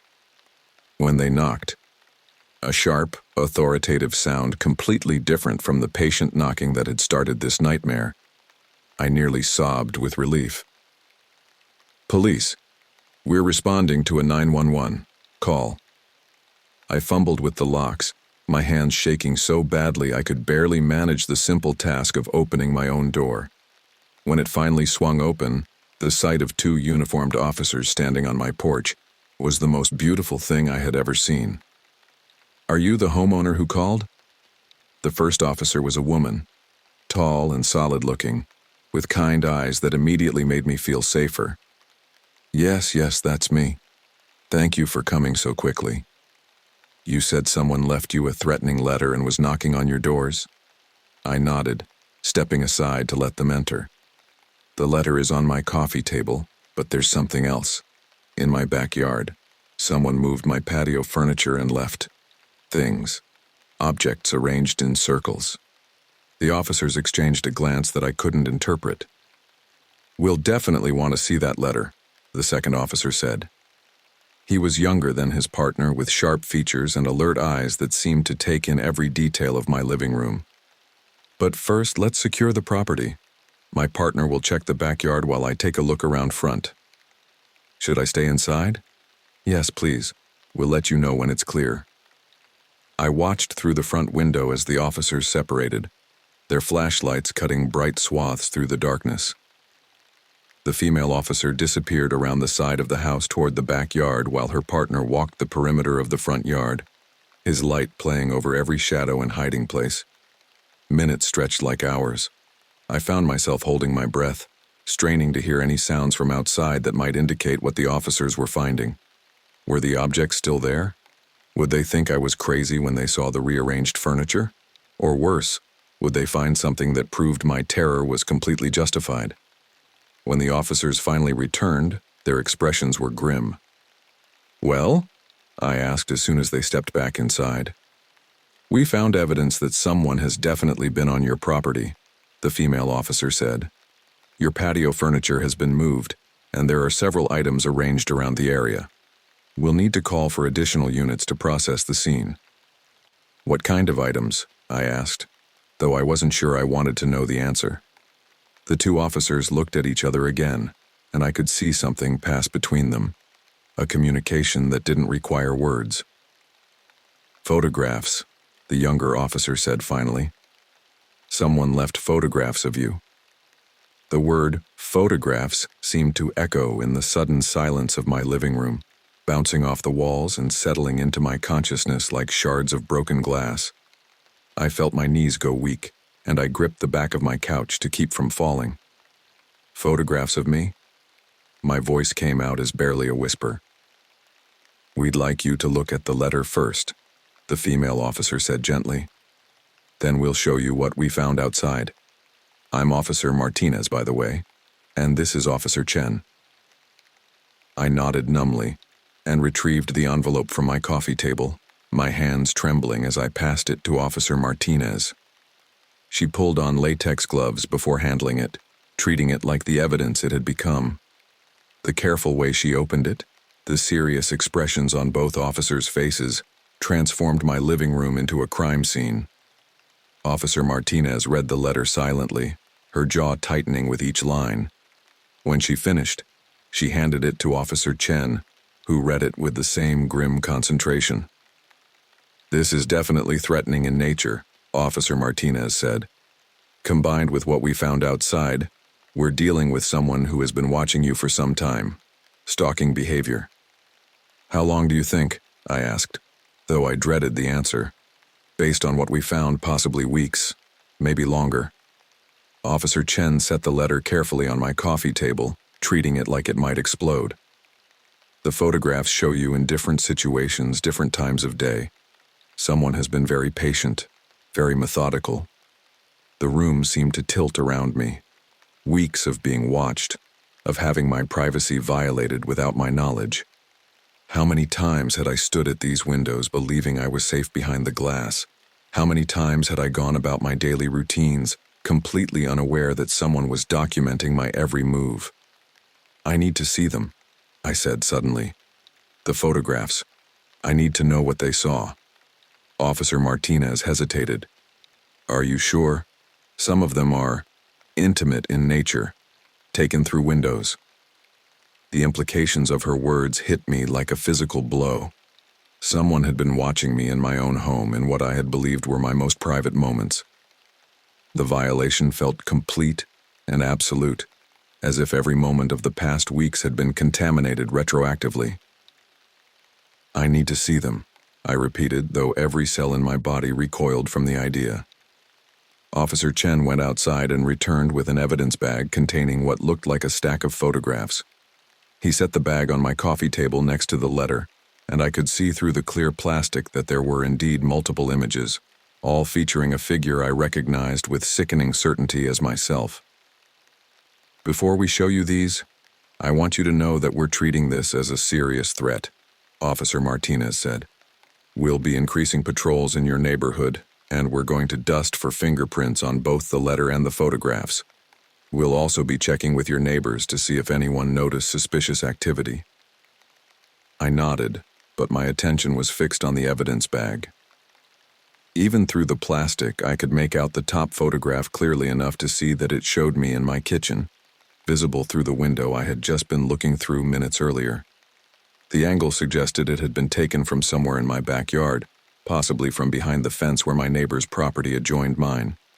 The arrangement of the furniture and photographs suggests ritual behavior, Officer Chen added. This person isn't just watching you randomly. They're creating some kind of ceremony or pattern around their surveillance. What does that mean? I asked. It could mean they're escalating, Officer Martinez said carefully. Moving from passive observation to active engagement. The letter and tonight's activities suggest they want you to know they're watching now. The officer spent another hour at my house taking photographs of the backyard scene, dusting for fingerprints and asking me detailed questions about my routines, my work schedule, anyone who might have reason to watch me. I answered as best I could, but the whole conversation felt surreal, like I was describing someone else's life.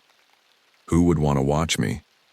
I worked from home as a freelance graphic designer, rarely left the house except for groceries and the occasional dinner out. I didn't have any ex-boyfriends with stalking tendencies, no recent conflicts with neighbors or co-workers. I was, by all accounts, remarkably unremarkable. But apparently, I had been remarkable enough to someone to justify weeks of surveillance and the elaborate ritual I had witnessed tonight.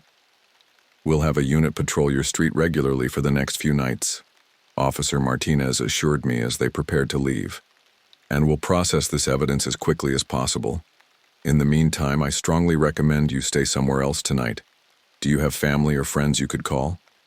I thought about it. My sister lived across town, but explaining the situation would require conversations I wasn't ready to have. A few friends might let me crash on their couches, but it was now nearly 2 a.m., and the idea of venturing outside my house, even to drive to safety, terrified me. I think I'll stay here, I said finally. Change all my routines, keep the curtains closed, that sort of thing. Officer Martinez looked like she wanted to argue, but she simply handed me her card instead. Call immediately if anything else happens, anything at all, and consider installing a security system as soon as possible. After they left, I stood in my living room feeling more alone than I ever had in my life. The house felt contaminated now, every room tainted by the knowledge that someone had been watching, studying, planning. I walked through each room, checking locks and windows with obsessive thoroughness, but no amount of security measures could undo what had already been violated. I tried to sleep, but every sound sent electricity through my nervous system. The house's familiar creaks and groans had become the footsteps of intruders. The whisper of wind through the trees sounded like whispered conversations just beyond my ability to understand. Around 4 a.m., exhaustion finally overtook fear, and I dozed fitfully in my living room chair, unwilling to retreat to the bedroom where I would be further from the front door and the relative safety of the street beyond. I woke to bright sunlight streaming through the gaps in my curtains and the distant sound of lawn mowers. Daytime had returned, bringing with it the illusion of normalcy. But as I moved through my morning routine, I found myself checking the windows constantly, searching for any sign that my watcher might be out there even now, documenting my post-trauma behavior for whatever sick purpose drove them. The photographs were still out there somewhere, I realized. The police had taken the ones left in my backyard, but whoever had taken them obviously had copies. How many images were there in total? What other violations of my privacy existed that I hadn't discovered yet? I spent the day researching security systems online, reading reviews and comparing features with the desperate intensity of someone whose life might depend on making the right choice. But even as I planned for better protection, I couldn't shake the feeling that I was still being watched, that my every move was being cataloged and analyzed by someone whose motivations I couldn't begin to understand. That evening, as darkness began to fall, I found myself dreading the approaching night in a way I never had before. Would they come back? Would there be more knocking, more letters, more evidence of surveillance? Or would they simply continue watching from the shadows, content now that I knew of their existence? As if in answer to my fears, my phone rang just as the last light faded from the sky. The caller ID showed unknown number, but I knew with sick certainty who was calling even before I answered. My finger hovered over the screen for several rings, part of me hoping that if I ignored it, this nightmare might simply dissolve back into the realm of bad dreams where it belonged. But I knew it wouldn't. Whoever was doing this had moved beyond leaving cryptic notes and arranging photographs. They wanted direct contact now. They wanted to hear my voice, to know that their campaign of terror was having its intended effect. On the sixth ring, I answered. "Hello?" My voice came out steadier than I felt, though my hand shook so violently I could barely hold the phone. "You found my letter." The voice was neither male nor female, distorted somehow, processed through something that stripped away all identifying characteristics, while leaving behind only the words themselves. It sounded like it was coming from the bottom of a well, hollow and echoing. "Who are you?" I managed to ask. "What do you want?" "I want you to understand," the voice said. "You live in your little house, behind your little curtains, thinking you're safe from the world. But you're not. No one is. There are watchers everywhere, and they see everything." "I'm calling the police," I said, though I made no move toward my phone's keypad. "The police can't protect you from what you can't see," the voice continued, completely unperturbed by my threat. "They found the photographs I left for them, didn't they? Did you look at them? Did you see how close I've been?" I had looked at them finally, after the officers left. The images had been worse than I had imagined. Pictures of me sleeping taken through my bedroom window. Pictures of me in the shower, shot through the bathroom window I had thought was too high and frosted for anyone to see through. Pictures of me eating, reading, watching television, living my life in what I had believed was privacy. The most disturbing part wasn't the invasion itself, but the quality of the photographs. They weren't grainy, distant shots taken with a cheap camera. They were sharp, detailed, professional-looking images that suggested expensive equipment and considerable skill. Whoever was doing this wasn't some amateur with boundary issues. They were methodical, experienced, possibly even professional. "How long have you been watching me?" I asked.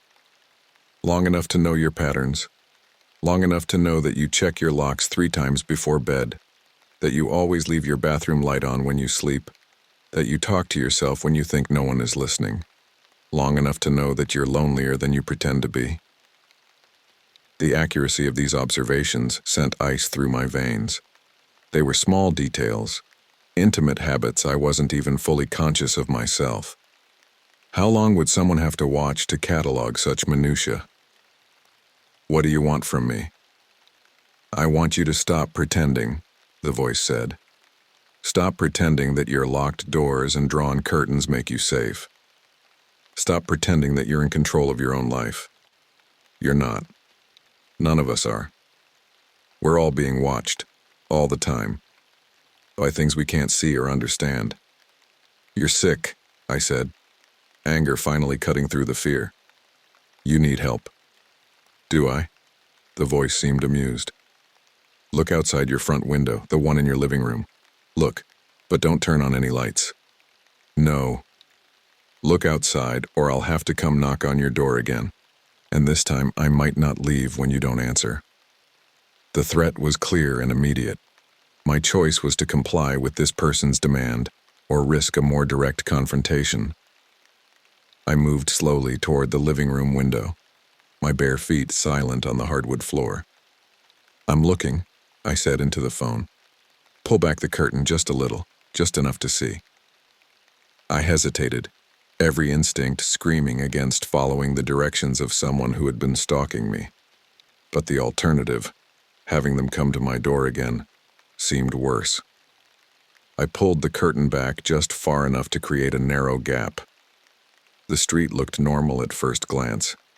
The same parked cars, the same streetlights, the same quiet suburban scene I had looked out on countless times before. But as my eyes adjusted to the darkness, I began to see them. Figures standing in the shadows between the streetlights. At first I thought they might be trees or bushes that I was misinterpreting in the poor light, but as I stared, I realized they were people, standing perfectly still, positioned at regular intervals along my street like sentries. "Do you see them?" the voice asked. "That's impossible," I whispered. "Count them." I didn't want to count them. I didn't want to acknowledge what I was seeing. But my eyes moved from figure to figure almost against my will. One by the oak tree 3 houses down, another in the shadow of the streetlight across from my neighbor's driveway, a third barely visible behind the parked car 2 doors down, 7 figures in total, spaced evenly along the visible stretch of street, all facing my house, all perfectly motionless. "They're not real," I said, but my voice lacked conviction. "Aren't they? Keep watching." As I stared, one of the figures moved. It was subtle, just a slight turn of the head, but enough to prove that what I was seeing wasn't an illusion born of shadows and fear. These were actual people, standing guard outside my house in the middle of the night. "Who are they?" I asked. "Other watchers. Like me. We're everywhere, you know. In every neighborhood, on every street, watching the people who think they're safe behind their locks and curtains. Most of you never notice us, but some do. Some start to sense that they're being observed, start to feel eyes on them when they think they're alone." I let the curtain fall back into place and stepped away from the window, my heart hammering so hard I could feel it in my throat. "This is insane," I said. "People don't just stand around watching houses." "Don't they? How would you know? When was the last time you really looked outside at night? Really paid attention to the shadows, the spaces between the streetlights, the places where someone could stand and watch without being seen?" I thought about all the nights I had felt eyes on me, all the times I had checked my locks multiple times, all the occasions when I had drawn my curtains tight with the inexplicable feeling that someone was watching. Had those feelings been accurate? Had there really been watchers out there all along? "What do you want?" I asked again. "I want you to join us," the voice said. "You've been chosen. You're aware now, conscious of the watchers in a way most people never are. That awareness makes you special. It makes you one of us. I'll never be like you." "You already are," the voice said, with what sounded like satisfaction. "Right now you're standing in your dark house looking out at the watchers who are looking back at you. You're participating in the observation. You're part of the network." I realized with horror that the voice was right. I was watching the watchers, making myself part of whatever sick system they had created. By looking out my window, by engaging with this phone call, I had become complicit in my own surveillance. "Stop calling me," I said. "Stop watching me. Leave me alone." "I can't do that," the voice replied. "None of us can stop once we start watching. It becomes part of who we are, part of how we see the world. And now that you're aware of us, you can't stop watching either. You'll find yourself looking out windows at night, searching shadows for movement, becoming conscious of all the people who think they're safe when they're really being observed." The line went dead. I stood in my dark living room, phone still pressed to my ear, and realized that the voice had been right about everything. I couldn't stop watching now. Even with the curtain closed, I was intensely aware of the figures standing outside my house. I could feel their presence like a weight on my chest, their eyes like physical touch on my skin, and I knew that tomorrow night and every night after, I would find myself checking the windows looking for watchers, becoming the very thing I feared. The network had claimed me, not through force or coercion, but through the simple act of making me aware of its existence. I was one of them now, whether I wanted to be or not. As I stood there in the darkness, I heard something that made my blood freeze. From somewhere outside, barely audible through the walls and windows, came the sound of knocking. Not on my door this time, but somewhere else. Another house. Another potential recruit for the network of watchers. And despite everything that had happened, despite my terror and revulsion, I found myself moving toward the window again, drawn by an irresistible need to see who they were choosing next. The cycle was beginning again, and I was no longer just a victim. I was a participant. In the months that followed, I never saw the watchers again during daylight hours. But every night, when darkness fell across the neighborhood, I found myself at my windows, searching the shadows for signs of movement. Sometimes I saw them, sometimes I didn't, but I always felt their presence. The police investigation went nowhere. The photographs yielded no fingerprints, the letter no useful DNA evidence. Officer Martinez told me that without more concrete evidence of criminal activity, there was little they could do beyond increased patrols, which gradually decreased as other emergencies demanded their attention. I installed a security system, changed my routines, even considered moving. But I realized that none of those measures would matter. The watchers weren't confined to my street or my neighborhood. They were everywhere, a network of observers hidden in the spaces between normal life and the darkness that surrounded it.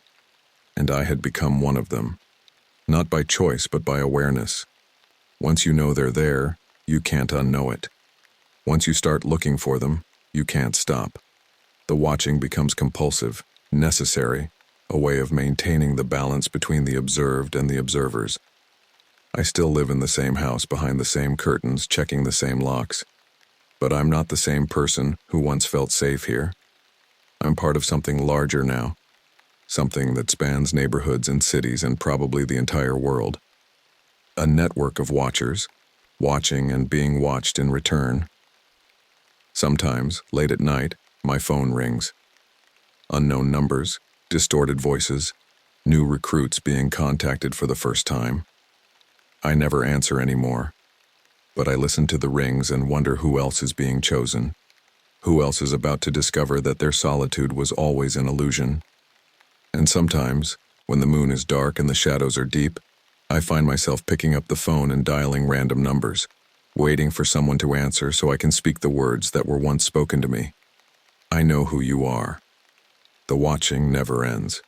It only spreads one observer at a time until everyone understands that privacy is a lie and safety is an illusion, until everyone knows that there are always eyes in the darkness, always watchers in the shadows, always someone knocking at the door.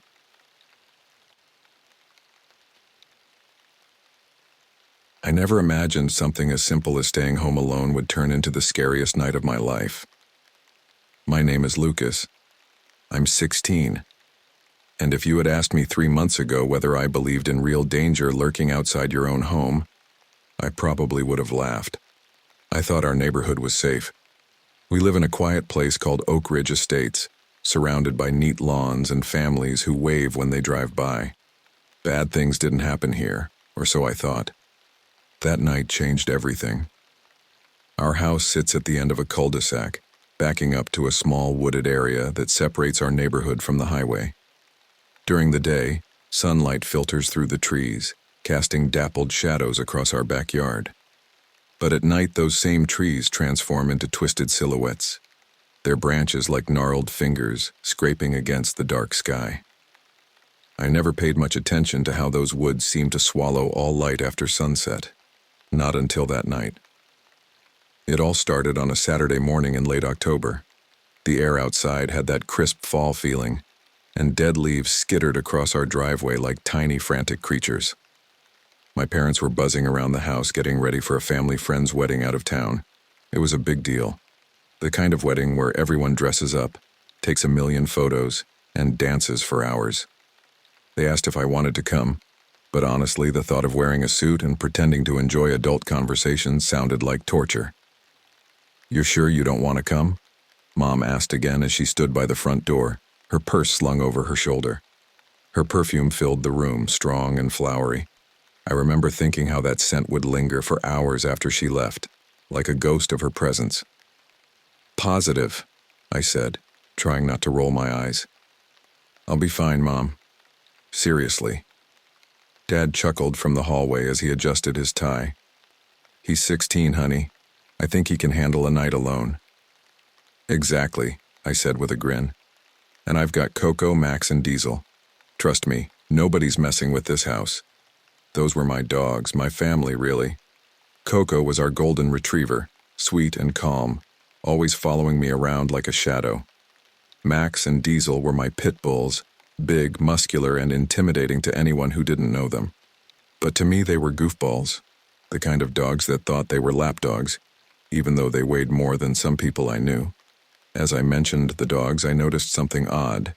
They weren't clamoring around the door as they usually did when my parents were leaving. Instead, Coco sat rigidly by the window, her ears perked forward, staring out at something I couldn't see. Max and Diesel were nowhere to be found, probably hiding upstairs. They'd been acting strange all morning, pacing and whining at random intervals. Mom still looked worried. Call me if you need anything, and Lucas, don't open the door for anyone. I mean it. I won't, I promised. She hesitated a second longer, then finally kissed my forehead and left with Dad. I watched their car pull out of the driveway and disappear down the street. A strange chill crept up my spine as they turned the corner, like my body knew something my mind didn't. The silence after they left felt different. Big. The house seemed almost too quiet, but I didn't mind. I liked having the place to myself. No rules, no nagging, just me, my sister, my dogs, and Netflix. I found Lily in her room, headphones on, scrolling through her phone. At 14, she was in that phase where everything I did was either annoying or embarrassing. But when it came to horror movies, we had a tradition. Mom and Dad gone? She asked, pulling one side of her headphones off. Yep, they won't be back until tomorrow afternoon. I leaned against her doorframe. Horror movie night?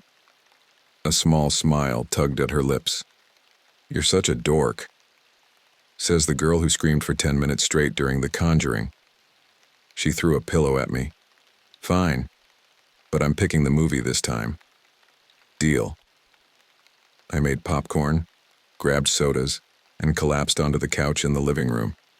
Our house wasn't huge, just a 2-story with a cozy vibe. The living room had a big sliding glass door that opened to the backyard, which was great during the day but turned into a black void at night. Beside that was a hallway leading to the front door, which had a little frosted glass panel that let in just enough light from the street lamp outside. Lily joined me with a bowl of popcorn the size of her head. Horror movie night, she said, not really asking. Why do you always want to watch scary stuff when Mom and Dad aren't here? I groaned, scrolling through Netflix. Because it's fun, she grinned. Come on, don't be a chicken. I rolled my eyes but hit play on The Conjuring.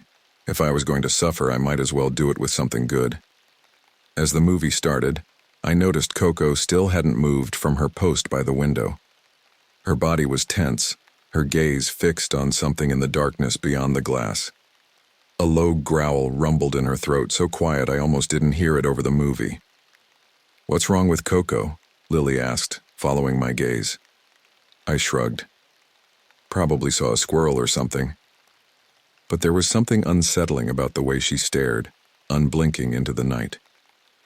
I got up and peered out the window, seeing nothing but darkness and the faint outline of trees swaying in the wind. When I turned back, I noticed Max and Diesel had finally emerged, but instead of joining us on the couch as they usually would, they positioned themselves at the bottom of the stairs, their muscular bodies unnaturally still. They're being weird tonight, Lily observed, pulling her knees to her chest. Yeah, I agreed, feeling a flicker of unease. Maybe they sense a storm coming. The weather had been strange all day, unnaturally still, with heavy clouds hanging low in the sky. The local news had mentioned possible severe thunderstorms, but so far the night remained eerily calm. I returned to the couch, trying to focus on the movie, but my mind kept wandering back to the dogs. In all my years with them, I'd never seen them behave quite like this. It was almost as if they were waiting for something. The opening credits rolled, and for a while, everything felt normal. The only sounds were the movie, the occasional crunch of popcorn, and the low hum of the heater kicking in. I even forgot for a moment that we were alone. Then about 40 minutes in, right at one of those unnervingly quiet scenes, we heard it. A sound that sliced through the movie's silence like a knife. The metallic rattle of a key sliding into the front door lock. I froze. So did Lily. Our eyes met over the glow of the TV. The sound came again, clearer this time. The deliberate turn of the knob. Not a quick, casual turn, but slow, methodical, like someone was trying to be quiet, trying not to be heard. My first thought was Dad. It had to be. They weren't supposed to be home yet, but maybe their dinner ended early. "Dad?" I called out, trying to keep my voice casual. "You back already?"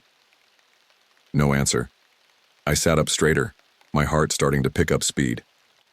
"Dad, that you?" I tried again, louder this time. Still nothing. Lily's face was pale in the flickering light of the TV. "Why isn't he saying anything?" she whispered. Before I could answer, the knob turned again, slowly, purposefully. Then, the soft creak of the door opening. I shot off the couch so fast the blanket tangled around my legs. The door opened only an inch, just enough to cast a deeper shadow into the entryway, but no one stepped in. "Dad?" My voice cracked this time. Silence. The air felt wrong, thick, heavy, like the house itself was holding its breath. Behind me, Lily was clutching a throw pillow like a shield. Her voice trembled when she said, "That's not Dad." My stomach dropped. She was right. Dad would have said something. He always did. Dad would have burst in with a loud, "Hey, kids," or called out to let us know he was home. This silent, creeping entrance wasn't him. Wasn't Mom either. Before I could move, we both heard it. A scuffling sound from behind us, from the backyard right outside the sliding glass door. Lily gasped, spinning toward the glass. The curtains were half drawn, the blackness beyond pressing against the glass like a living thing. Don't go near it," she stammered, but I was already moving. Not toward the glass, but toward the hallway phone. My hands shook as I grabbed it, only to realize with a sick twist in my gut, the line was dead. "What?" I whispered, staring at the silent receiver. "I'm getting a knife," Lily said suddenly, bolting toward the kitchen. "Wait," I hissed, but she was gone. My pulse thundered in my ears as I crept toward the sliding door, drawn by some horrible mix of fear and curiosity. I eased the curtain back just enough to peek outside. Nothing. Just the vague outlines of trees swaying in the night breeze. But something felt off, like the darkness itself was watching me. I strained my eyes, trying to see deeper into the shadows. For a second, I thought I saw movement near the old oak tree. A shape, darker than the surrounding night, shifting slightly. Then it was gone, so quickly I couldn't be sure it was ever there. I exhaled shakily and turned only to freeze when I saw the front door. It was closed. Locked. But I know what I heard. We both heard it. And then, the doorknob moved again. Slow, twisting, pressing against the deadbolt like something or someone was testing it. My breath caught in my throat. That's when Lily returned, gripping the biggest kitchen knife we owned, her knuckles white. "What do we do?" she whispered. I opened my mouth, but before I could answer, a soft tap came from the sliding glass door. Once, twice, like a fingernail on glass. We both whipped around. The curtains swayed gently, though there was no breeze inside. Lily's hand tightened on the knife. The tap came again, louder this time, then again. A rhythm forming. Tap, tap, tap, like someone counting down. "Where are the dogs?" Lily whispered, her voice barely audible. I looked around, suddenly realizing I hadn't seen or heard them since the knocking started. A new fear gripped me. Had someone already gotten in? Had they done something to our dogs? Coco, I called softly. Max? Diesel? No answering bark, no patter of paws on hardwood. Nothing. The tapping at the glass door stopped abruptly. The silence that followed was worse somehow, heavy with anticipation. Then came a new sound, a long, slow scratch across the glass, like nails or claws dragging from one end to the other. My legs felt like they might give out, but I forced myself to move. I grabbed Lily's arm and dragged her toward the stairs. Upstairs now. We ran, the house groaning under our feet, the darkness in every corner suddenly alive. Halfway up the stairs, we heard the sound that will haunt me forever, the slow slide of the front door unlocking. Not the rattle of someone trying a key, but the actual sound of the deadbolt retracting. From inside, we froze mid-step. That sound, so sharp, so deliberate, cut through the house like a blade. Click. The deadbolt. My God, Lily whispered, her voice a broken thread of sound. Run, I hissed, yanking her up the remaining steps. We bolted into my bedroom, slamming the door behind us. My hand shook so hard I almost dropped the lock, fumbling to click it into place. It felt like trying to fight a fire with a paper cup. Call 911, Lily gasped, shoving the knife at me while she grabbed her phone from her hoodie pocket. I held the knife with both hands, my fingers slick with sweat. My ears strained for every sound. Downstairs, the front door creaked open, slow, heavy, like someone savoring the moment. Oh God, oh God. Lily's breath came in sobs as she pressed her phone to her ear. Then silence. She stared at the screen, face crumpling. No service, she whispered. My stomach turned to ice. Of course, that storm earlier had messed with the towers. I remembered Dad complaining about it. Thud. A footstep. Not rushed, not clumsy. Measured, like whoever was down there wanted us to know. Then another, and another. Slow, deliberate steps across the hardwood floor of our living room. I backed toward the closet, pulling Lily with me. In. Quiet. We squeezed inside, the dark swallowing us whole. I pulled the door almost shut, leaving a sliver of space. Lily was shaking so hard I could feel it through her sweatshirt. I pressed my finger to my lips, begging her without words. The footsteps reached the stairs. One by one, slow and steady. Wood creaked like a scream in the silence. Halfway up, they stopped. We waited, every muscle locked. The house was so quiet I could hear my own heartbeat pounding in my skull. Then a voice, low, calm, almost friendly. I know you're up here. Lily's hand flew to her mouth to stifle a sob. Not going to hurt you, the voice said. Just want to talk. Another step, and another. I gripped the knife so tight my fingers ached. My mind was screaming, jump out the window, make a run for it, do something. But my body wouldn't move. The steps reached the landing. Our door handle rattled, locked. Thank God. A soft chuckle floated through the air. Smart kids. The knob stilled. For a second I thought, hoped, that he'd leave. Then came the sound that shattered that hope, the sharp crack of wood as the door splintered. Once, twice he was kicking it in. Lily whimpered into my shoulder. The closet felt like a coffin closing in. The door burst open. Boots on carpet, slow, deliberate. I held my breath as a shadow stretched across the sliver of light between the closet doors. His breathing was calm, steady, like he had all the time in the world. A hand closed around the closet handle. I raised the knife. Every muscle in my arm screamed. The door slid open. Light spilled in. A face followed, pale, sharp-featured, eyes that looked too calm for this moment. He smiled. Found you. I swung, wild, desperate. The knife slashed his forearm. He cursed, jerking back, and that was all the opening we needed. Run! I screamed, shoving Lily out of the closet. We barreled past him, down the hall, down the stairs. My bare feet slipped on the hardwood, but I didn't stop. The front door was wide open, Black night yawning beyond. We didn't look back. We didn't dare. The cold air hit my lungs like knives as we tore across the yard, screaming for help. Porch lights flicked on. A dog barked. A neighbor shouted something. I don't even know what. By the time the police arrived, he was gone. Just gone. Like smoke. All they found were muddy boot prints leading through the house and out the back door.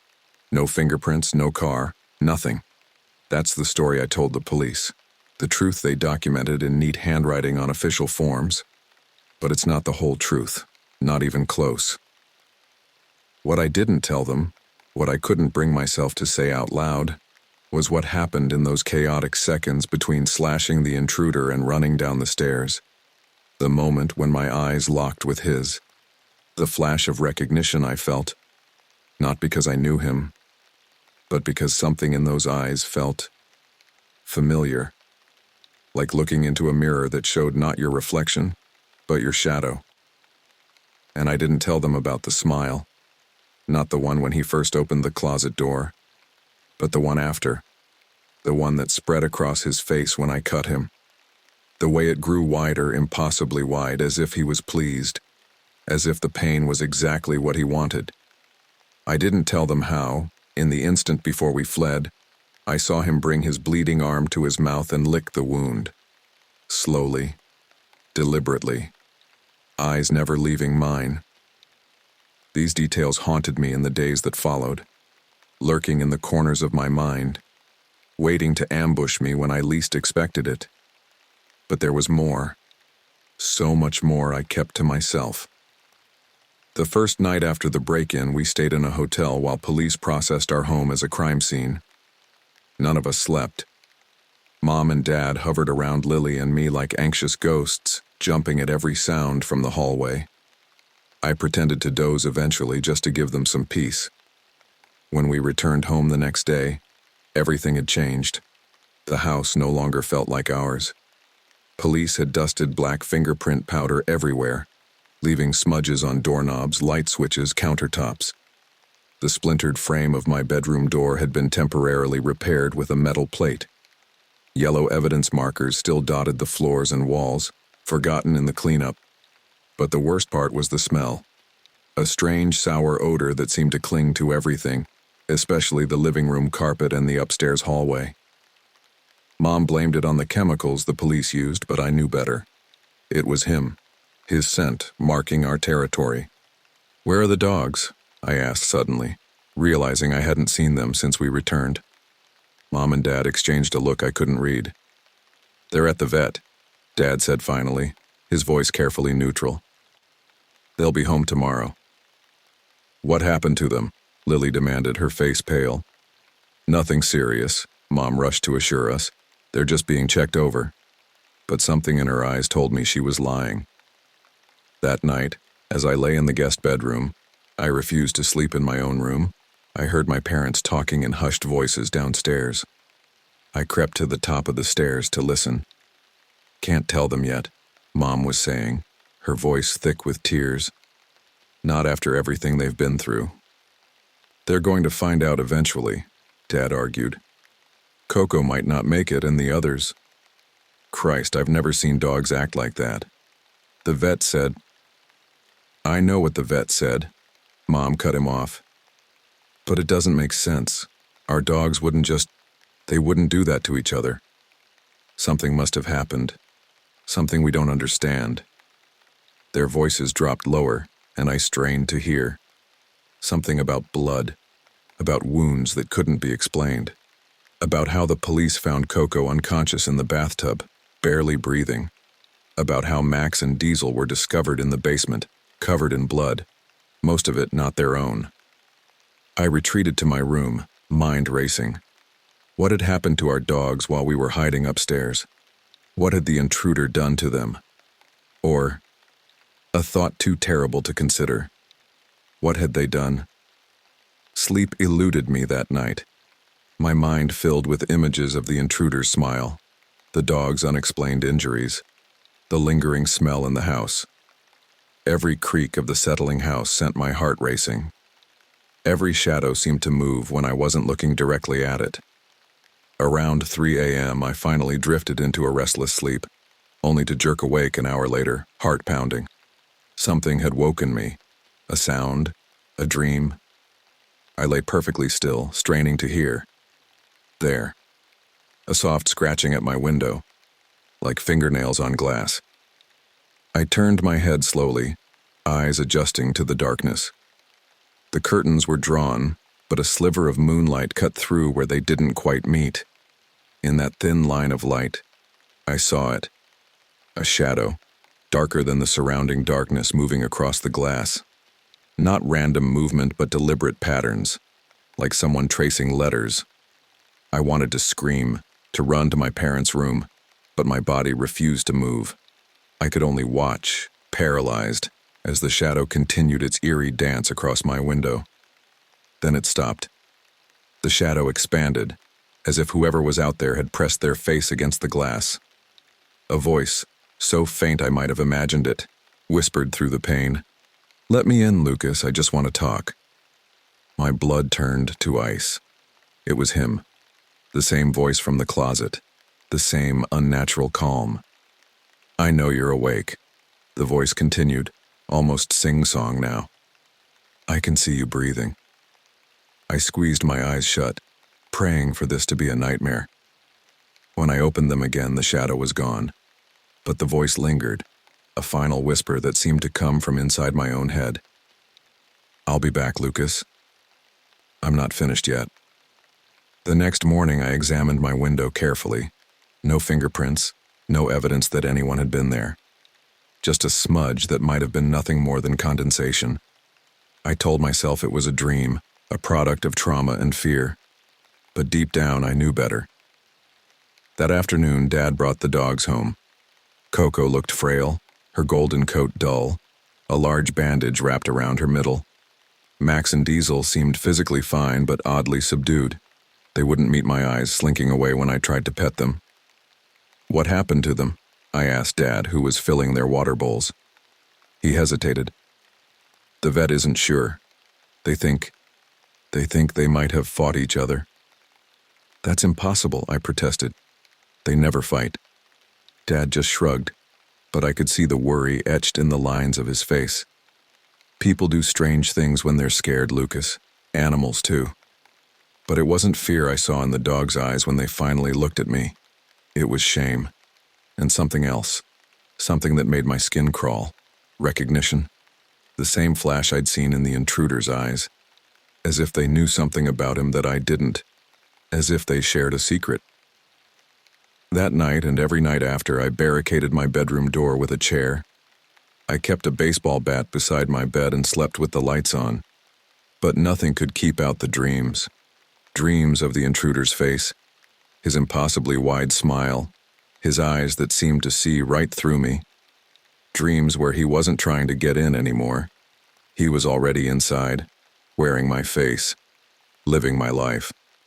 And sometimes, in the darkest hours before dawn, I'd wake to find the dogs sitting outside my door, silent sentinels, their eyes reflecting the hallway light like yellow flames. Watching. Waiting. For what, I didn't know. But I was beginning to suspect that whatever had started that night was far from over. The hunt had only just begun. A week passed, then 2. On the surface, life returned to something resembling normal. Dad installed a new security system, cameras, motion sensors, the works. Mom started therapy, dragging Lily and me along twice a week to talk about our trauma. School resumed its monotonous rhythm. But nothing was normal. Not really. The cameras Dad installed would mysteriously go offline at random intervals, usually in the middle of the night. The motion sensors would trigger without cause, sending us into panic at 3 a.m., only to find nothing there. The dogs continued to behave strangely, clustering together in corners, growling at empty spaces. And me, I couldn't shake the feeling of being watched, not just at home, but everywhere. At school, at the mall, even at therapy. Eyes tracking my movements from just beyond my peripheral vision.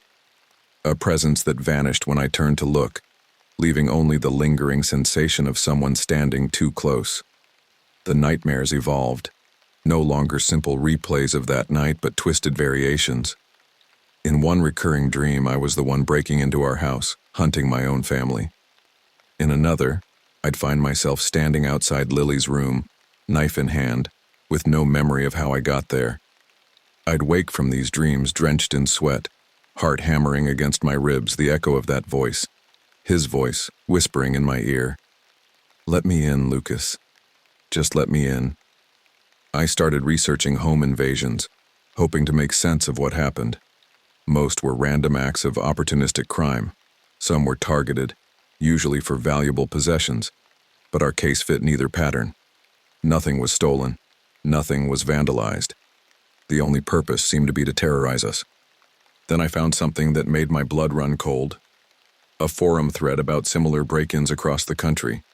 The pattern was always the same. A family with teenagers, parents away, an intruder who seemed more interested in fear than theft. And always, something strange happening to the family pets.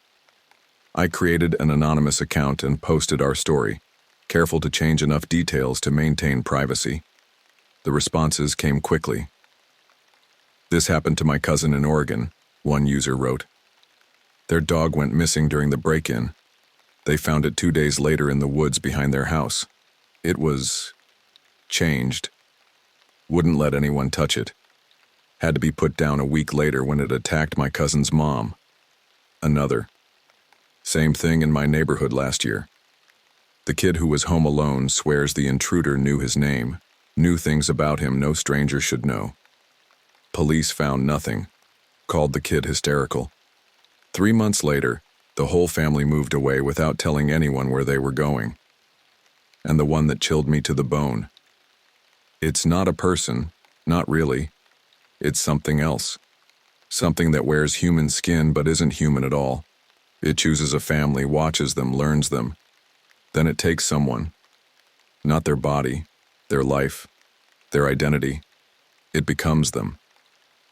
I slammed my laptop shut, heart racing. Internet conspiracy theories, I told myself. Horror stories invented by bored teenagers. Nothing real.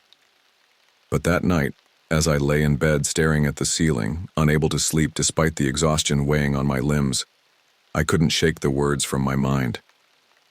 It becomes them. A soft scratch at my door startled me from my thoughts. Not the window this time. The door. I froze, listening. "Lucas?" Lily's voice, small and frightened. "Are you awake?" Relief flooded through me. Just Lily. I removed the chair barricading the door and opened it to find her standing in the hallway, arms wrapped around herself, eyes wide with fear. "I heard something downstairs," she whispered. "A voice." My heart stuttered. "What kind of voice?" "Like singing or humming. Really quiet." She shivered. "The dogs are going crazy. They're scratching at the back door like they want to get out." I grabbed my baseball bat and followed her to the top of the stairs. Sure enough, I could hear the dogs, not barking, which would have been normal, but whining, a high-pitched, desperate sound that raised the hair on my arms. "Stay here," I told Lily, gripping the bat tighter. "No way," she hissed, grabbing my arm. "We stick together." I couldn't argue with that logic. Not after last time. We descended the stairs slowly, each creak of the wood beneath our feet sounding impossibly loud in the silence of the house. The whining grew louder as we approached the kitchen, where the back door was located. I flipped on the light switch. The sudden brightness made me squint. The kitchen was empty, everything in its place. But the dogs were indeed at the back door, scratching frantically, their nails leaving deep gouges in the wood. "Coco, stop," I commanded, but she didn't even acknowledge me. None of them did. It was as if they were in a trance, fixated on something beyond the door that only they could sense. I approached cautiously, the bat ready. "What is it, girl? What do you see?" As I drew nearer, the dog's behavior changed. Coco backed away from the door, her tail between her legs. Max and Diesel positioned themselves between me and the door, their bodies rigid, hackles raised. A low growl rumbled from Diesel's chest, not directed at whatever was outside, but at me. "They're protecting the door," Lily whispered, her voice shaking. "From you." Before I could process that disturbing observation, a new sound cut through the room. A gentle tap on the glass pane in the center of the door. Tap, tap, tap. The same rhythm from that night. The dogs went silent. The air in the kitchen seemed to thicken, making it hard to breathe. Slowly, I raised my eyes to the door's window. A face stared back at me. Not pressed against the glass, but hovering just beyond it, partially obscured by shadow. I couldn't make out clear features, just the suggestion of eyes, a mouth, the outline of a head. It wasn't moving, wasn't trying to get in, just watching. "Do you see that?" I whispered to Lily, not taking my eyes off the figure. Her lack of response made me turn. She was staring at the door, but her expression wasn't fear. It was confusion. "See what?" she asked. "There's nothing there." I whipped back to the door. The face was still there, but changed somehow. A smile now stretched across it, too wide for a human face. And as I watched, horrified, it raised a finger to its lips in the universal gesture for silence. "Our secret," the gesture seemed to say, "just between us." "We need to wake Mom and Dad," I said, grabbing Lily's arm and backing away from the door. The dogs stayed where they were, still guarding the entrance, still growling softly at me. We hurried to our parents' room, shaking them awake. Dad grabbed his phone to check the security cameras while Mom held Lily, who was now crying softly. "There's nothing on the cameras," Dad reported, frowning at his screen. "Not even the dogs." "That's impossible," I insisted. "They're right there at the back door, and there was someone outside. I saw them." Dad went downstairs to check, returning minutes later looking perplexed. "The dogs are all in their beds in the living room," he said, "fast asleep, and there's no one at the door. I checked the whole yard." "But," I started, then stopped. What could I say? That I'd seen a face only I could see? That the dogs had been acting strange but only around me? I'd sound crazy. Maybe I was crazy. It was probably just a bad dream, Mom suggested gently. You both fell asleep and had the same nightmare. We weren't asleep, Lily protested, but even she sounded uncertain now. Come on, Dad said, putting an arm around each of us. I'll make some hot chocolate, then back to bed. You have school tomorrow. As we passed the living room on our way to the kitchen, I glanced in. Just as Dad had said, all 3 dogs were curled up in their beds, seemingly asleep. But as I watched, Coco's eyes opened, locking with mine. There was no warmth in that gaze, no recognition, only wariness, like she was looking at a stranger, a threat. Later, as I lay in bed staring at the ceiling, I tried to make sense of what had happened. Was I losing my mind, hallucinating from stress and lack of sleep, or was something more sinister at work? The words from the forum thread echoed in my mind. It becomes them. I got up and went to my mirror, studying my reflection in the dim light of my bedside lamp. Same brown hair, same blue eyes, same small scar on my chin from a bike accident when I was 10. Everything looked normal. Everything looked like me. But as I stared longer, a strange sensation crept over me. A disconnection, as if the reflection I was seeing wasn't quite synchronized with my movements. As if there was a microsecond delay between my actions and the reflection's response. Who are you? I whispered to the mirror. My reflection smiled, a smile I didn't feel on my own face. A smile I recognized from that night in the closet. I jerked back, heart pounding. A trick of the light. An exhausted mind playing tricks. Nothing more. As I crawled back into bed, pulling the covers up to my chin despite the warmth of the room, a final, terrible thought occurred to me. What if the intruder had never left that night? What if he had found a way to stay hidden in plain sight? What if he was hiding inside me? For weeks, I couldn't sleep without the lights on. Lily wouldn't stay in a room alone. Mom and Dad never left us home again. Not that we would have let them. And me? I still hear it sometimes in the dead of night. The slow creak of a door, the whisper of boots on carpet, and that calm voice saying, "I know you're up here." Because whoever he was, he never got caught. And I don't think he ever stopped looking for a way in, a way to become. The police investigation stalled after a month. No leads, no suspects, no evidence beyond what they'd found that first night. They suggested it might have been a random drifter, someone passing through who saw an opportunity in our empty house. They assured us that lightning rarely strikes twice, that we were safe now with our new security system and watchful neighbors. But I knew better. This wasn't random, it wasn't over. The signs were everywhere, if you knew where to look, like how our family photos started showing strange anomalies, shadows where there shouldn't be any, blurred faces, figures in the background that none of us remembered being there when the picture was taken, or how I'd sometimes catch Mom staring at me with an odd expression, somewhere between concern and fear, only for her to quickly look away when I noticed. "You've changed," she said once when she thought I couldn't hear. She was talking to Dad in the kitchen late at night. "He's not the same since that night."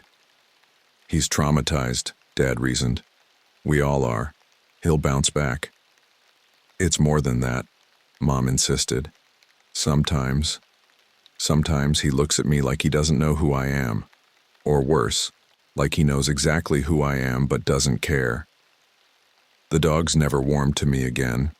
They tolerated my presence but maintained a careful distance. Coco, once my shadow, now spent her days curled beside Lily.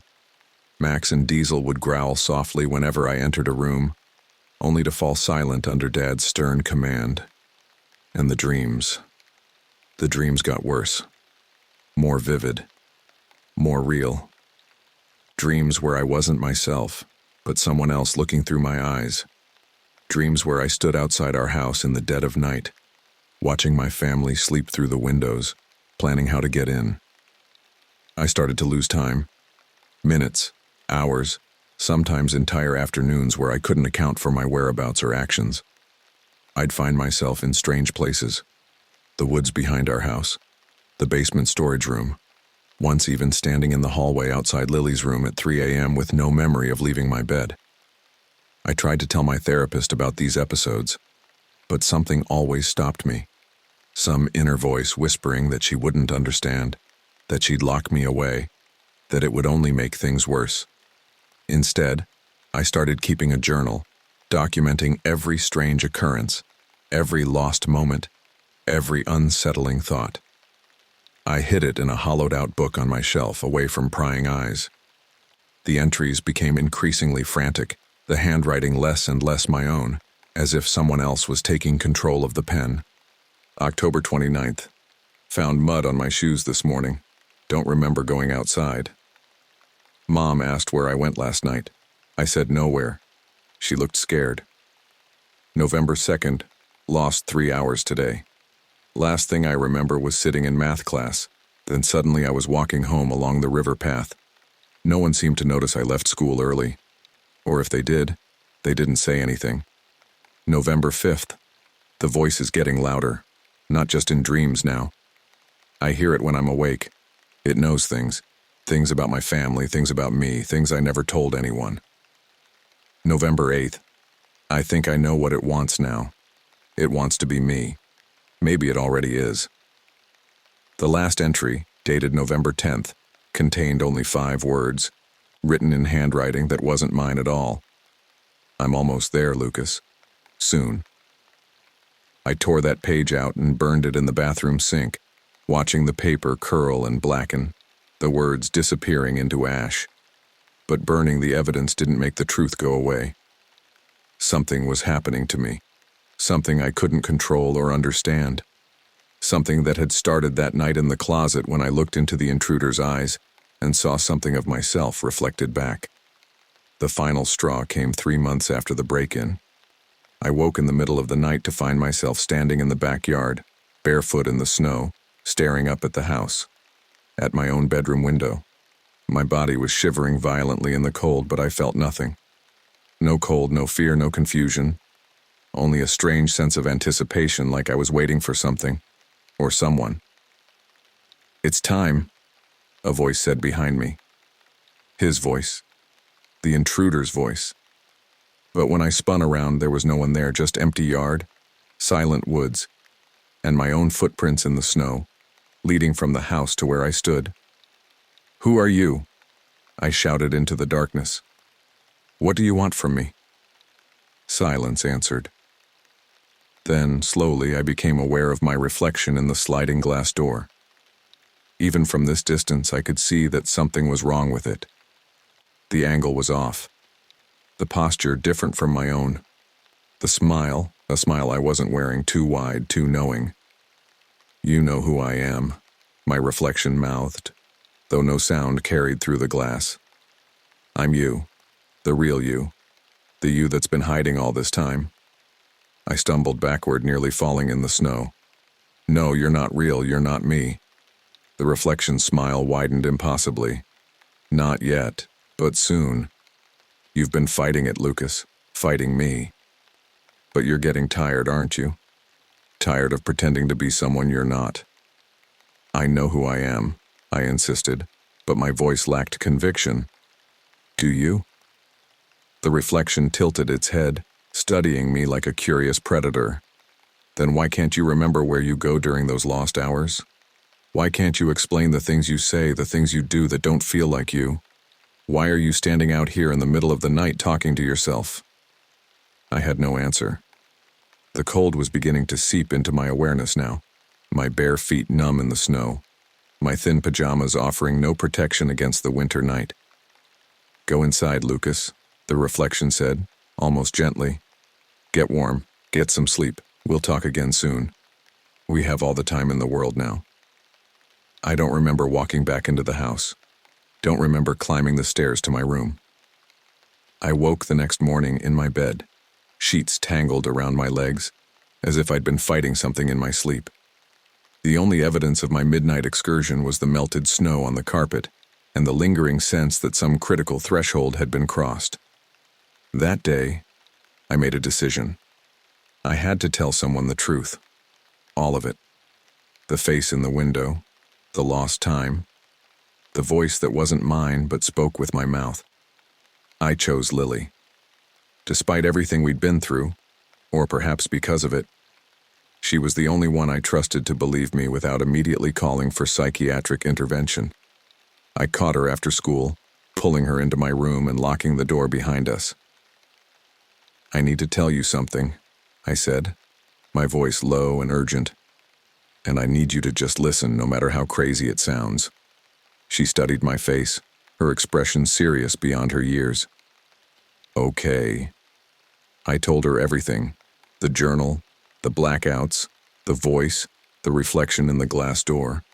With each confession, I expected her to back away, to look at me with fear or disbelief. But she just listened, her eyes never leaving mine, her face growing paler, but her gaze remaining steady. When I finished, she was quiet for a long moment. Then, to my surprise, she reached out and took my hand. "I know," she said simply. "You know?" I repeated, confusion replacing the fear that had been building in my chest. She nodded. "I've seen it too. Not the same way you have, but I've seen how you change sometimes. How you look at us when you think no one's watching. Like we're strangers. Or worse, like we're prey."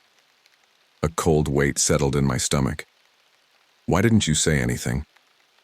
"Because I was scared," she admitted, her voice barely above a whisper. "Not just of what's happening to you, but for you. I thought if I said anything, Mom and Dad would send you away, and then whatever this is would win." "What do you think it is?" I asked, almost afraid of her answer. She shook her head slowly. "I don't know, but I don't think it's natural. The night of the break-in, when we were in your closet and that man found us, I saw something. Something I couldn't explain. When you cut him and we ran past, I looked back, just for a second, and he changed, like his face rippled, like it wasn't solid, and underneath, For just a moment I saw. She trailed off, her eyes distant with the memory. What? I pressed. What did you see? Nothing, she whispered. Not a different face, not a monster or a demon or whatever, just emptiness, like there was nothing behind that face at all, just a hollow where a person should be. A chill ran through me, raising goosebumps along my arms. And you think that's what's happening to me? I'm becoming nothing? No, she said firmly, squeezing my hand. I think it's trying to make you nothing, to hollow you out so it can fill the space, but it hasn't succeeded yet. You're still fighting. You're still you enough to know something's wrong. How do we stop it? I asked, desperation creeping into my voice. I don't know, she admitted. But we will. Together. Whatever this thing is, it picked the wrong family to mess with. For the first time in months, I felt a flicker of hope. I wasn't alone in this. I wasn't crazy. And if this thing could be recognized, it could be fought. That night, I slept without dreams for the first time since the break-in. But when I woke the next morning, something had changed. My journal was on my desk, open to a new entry I had no memory of writing. The handwriting was mine, but the words weren't. Nice try, Lucas, but Lily can't help you. No one can. You're mine now. You've always been mine. You just didn't know it yet. Below the text was a crude drawing of our house, with X marks over each window and door. At the bottom, a final line. I'm already inside. I've always been inside. I slammed the journal shut, heart racing. I needed to find Lily, to warn her, to figure out our next move. But when I opened my bedroom door, I found the hallway transformed. The familiar route to Lily's room now stretched impossibly long, the walls warping and twisting like something from a fever dream. The floor beneath my feet seemed to shift and breathe, as if the house itself had become a living thing. Lily? I called, my voice echoing strangely in the distorted space. Mom? Dad? No answer. Just the subtle creaking of the house settling or transforming around me. I took a step forward, then another, fighting the vertigo that threatened to overwhelm me. The hallway seemed to pulse with each step, contracting and expanding like a massive lung. The doors to the other rooms melted into the walls, leaving only blank spaces where they had been. This isn't real, I muttered to myself. This is another dream. Or a hallucination. It's not real. Are you sure about that, Lucas? A voice asked, my voice, but not coming from everywhere and nowhere. I spun around, searching for the source, but I was alone in the impossible hallway. What's happening? I demanded. What have you done with my family? Laughter rippled through the air, crawling under my skin like insects. I haven't done anything with them. They're right where they've always been. It's you who's changed, Lucas. You who's becoming something new. I don't want to be something new, I shouted, anger overriding fear. I want to be me, I want my life back. But don't you see? The voice purred.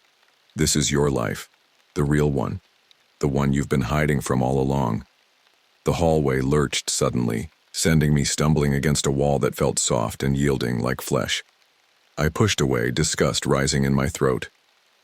This isn't me, I insisted. This isn't who I am. Then who are you, Lucas? The voice challenged. Who are you really? Beyond the masks you wear for your family, your friends, the world. In the darkest corners of your mind, the places you never let anyone see. Who lives there? I had no answer. The question echoed in my head, bouncing off the walls of my consciousness, forcing me to look inward at things I'd always avoided. Who was I really? The good son, the protective brother, the normal teenager? Or something else, something darker, something that recognized the intruder that night not as a stranger but as a reflection. Stop fighting me, Lucas, the voice whispered closer now, as if speaking directly into my ear. Stop fighting yourself. Let me in. Let us become what we were always meant to be. My vision blurred, the hallway dissolving into swirling shadows. I felt myself falling, though whether it was forward or backward, up or down, I couldn't tell. The darkness engulfed me, filled my lungs, pressed against my skin from all sides. And in that darkness I saw it clearly for the first time. Not a monster, not a demon, not a ghost. Just emptiness. A void wearing a human face, my face, peering back at me from the abyss. "Who are you?" I asked one last time. My voice barely a whisper in the consuming dark. The emptiness smiled. That familiar too-wide smile that had haunted my dreams for months. "I'm you," it said. "The you that waits in shadows. The you that watches from windows. The you that's been knocking, waiting to be let in." I felt something fundamental shifting inside me, like tectonic plates grinding beneath the surface of my being. The boundaries between what I thought I was and what I feared I might become grew thin, transparent, non-existent. "Lucas?" A voice cut through the darkness, Lily's voice, concerned, real. "Lucas, wake up. You're having a nightmare." I gasped, my eyes flying open to find myself in my bedroom, tangled in sweat-soaked sheets. Lily stood beside my bed, her hand on my shoulder, her face tight with worry. "You were screaming," she said. "Mom and Dad are still asleep, but I heard you all the way from my room." I stared at her, trying to orient myself in reality. The hallway hadn't changed. The house wasn't alive. It was just a dream. A terrible, vivid dream. "I'm okay," I managed, my voice hoarse. "Just a nightmare." She didn't look convinced. "Was it him again? The intruder?" I nodded, not trusting myself to explain the full horror of what I'd seen, what I'd felt. "We'll figure this out," she promised, squeezing my shoulder. "Whatever's happening, we'll face it together. You're not alone, Lucas." "I know," I said, forcing a smile I didn't feel. "Thanks." After she left, I sat up in bed, unable to shake the lingering dread from my dream. Was it really just a nightmare? Or something more? A glimpse of the battle being waged inside me for me? I got up and went to the bathroom, splashing cold water on my face. In the mirror, my reflection looked normal. My eyes, my face, my expressions all synchronized with my movements. No delay, no disconnect, no sinister smile. But as I stared longer, I couldn't help but wonder, how would I know? If something was wearing me like a suit, using my face, my voice, my body, how would I know it wasn't me? Where did Lucas end and the other begin? Perhaps that was the true horror. Not the monster under the bed or the intruder in the night, but the realization that the boundaries of self are more fragile than we imagine. That what we call I is just a story we tell ourselves. A story that can be rewritten, corrupted, or stolen entirely. I returned to my room and sat on the edge of the bed, watching the sky outside my window lighten with the approach of dawn. Whatever was happening to me, delusion, possession, transformation, I knew one thing for certain. I wouldn't face it alone. As long as I had Lily, as long as I had a connection to who I was and who I wanted to remain, there was hope. But in the quiet moments between breaths, in the spaces between heartbeats, I could still hear it. That voice, that other, waiting, watching, whispering, "I'm still here, Lucas. I'll always be here. Knocking, knocking, knocking." Because whoever, whatever he was, he never got caught. And I don't think he ever stopped looking. For a way in. For a way to become. For me.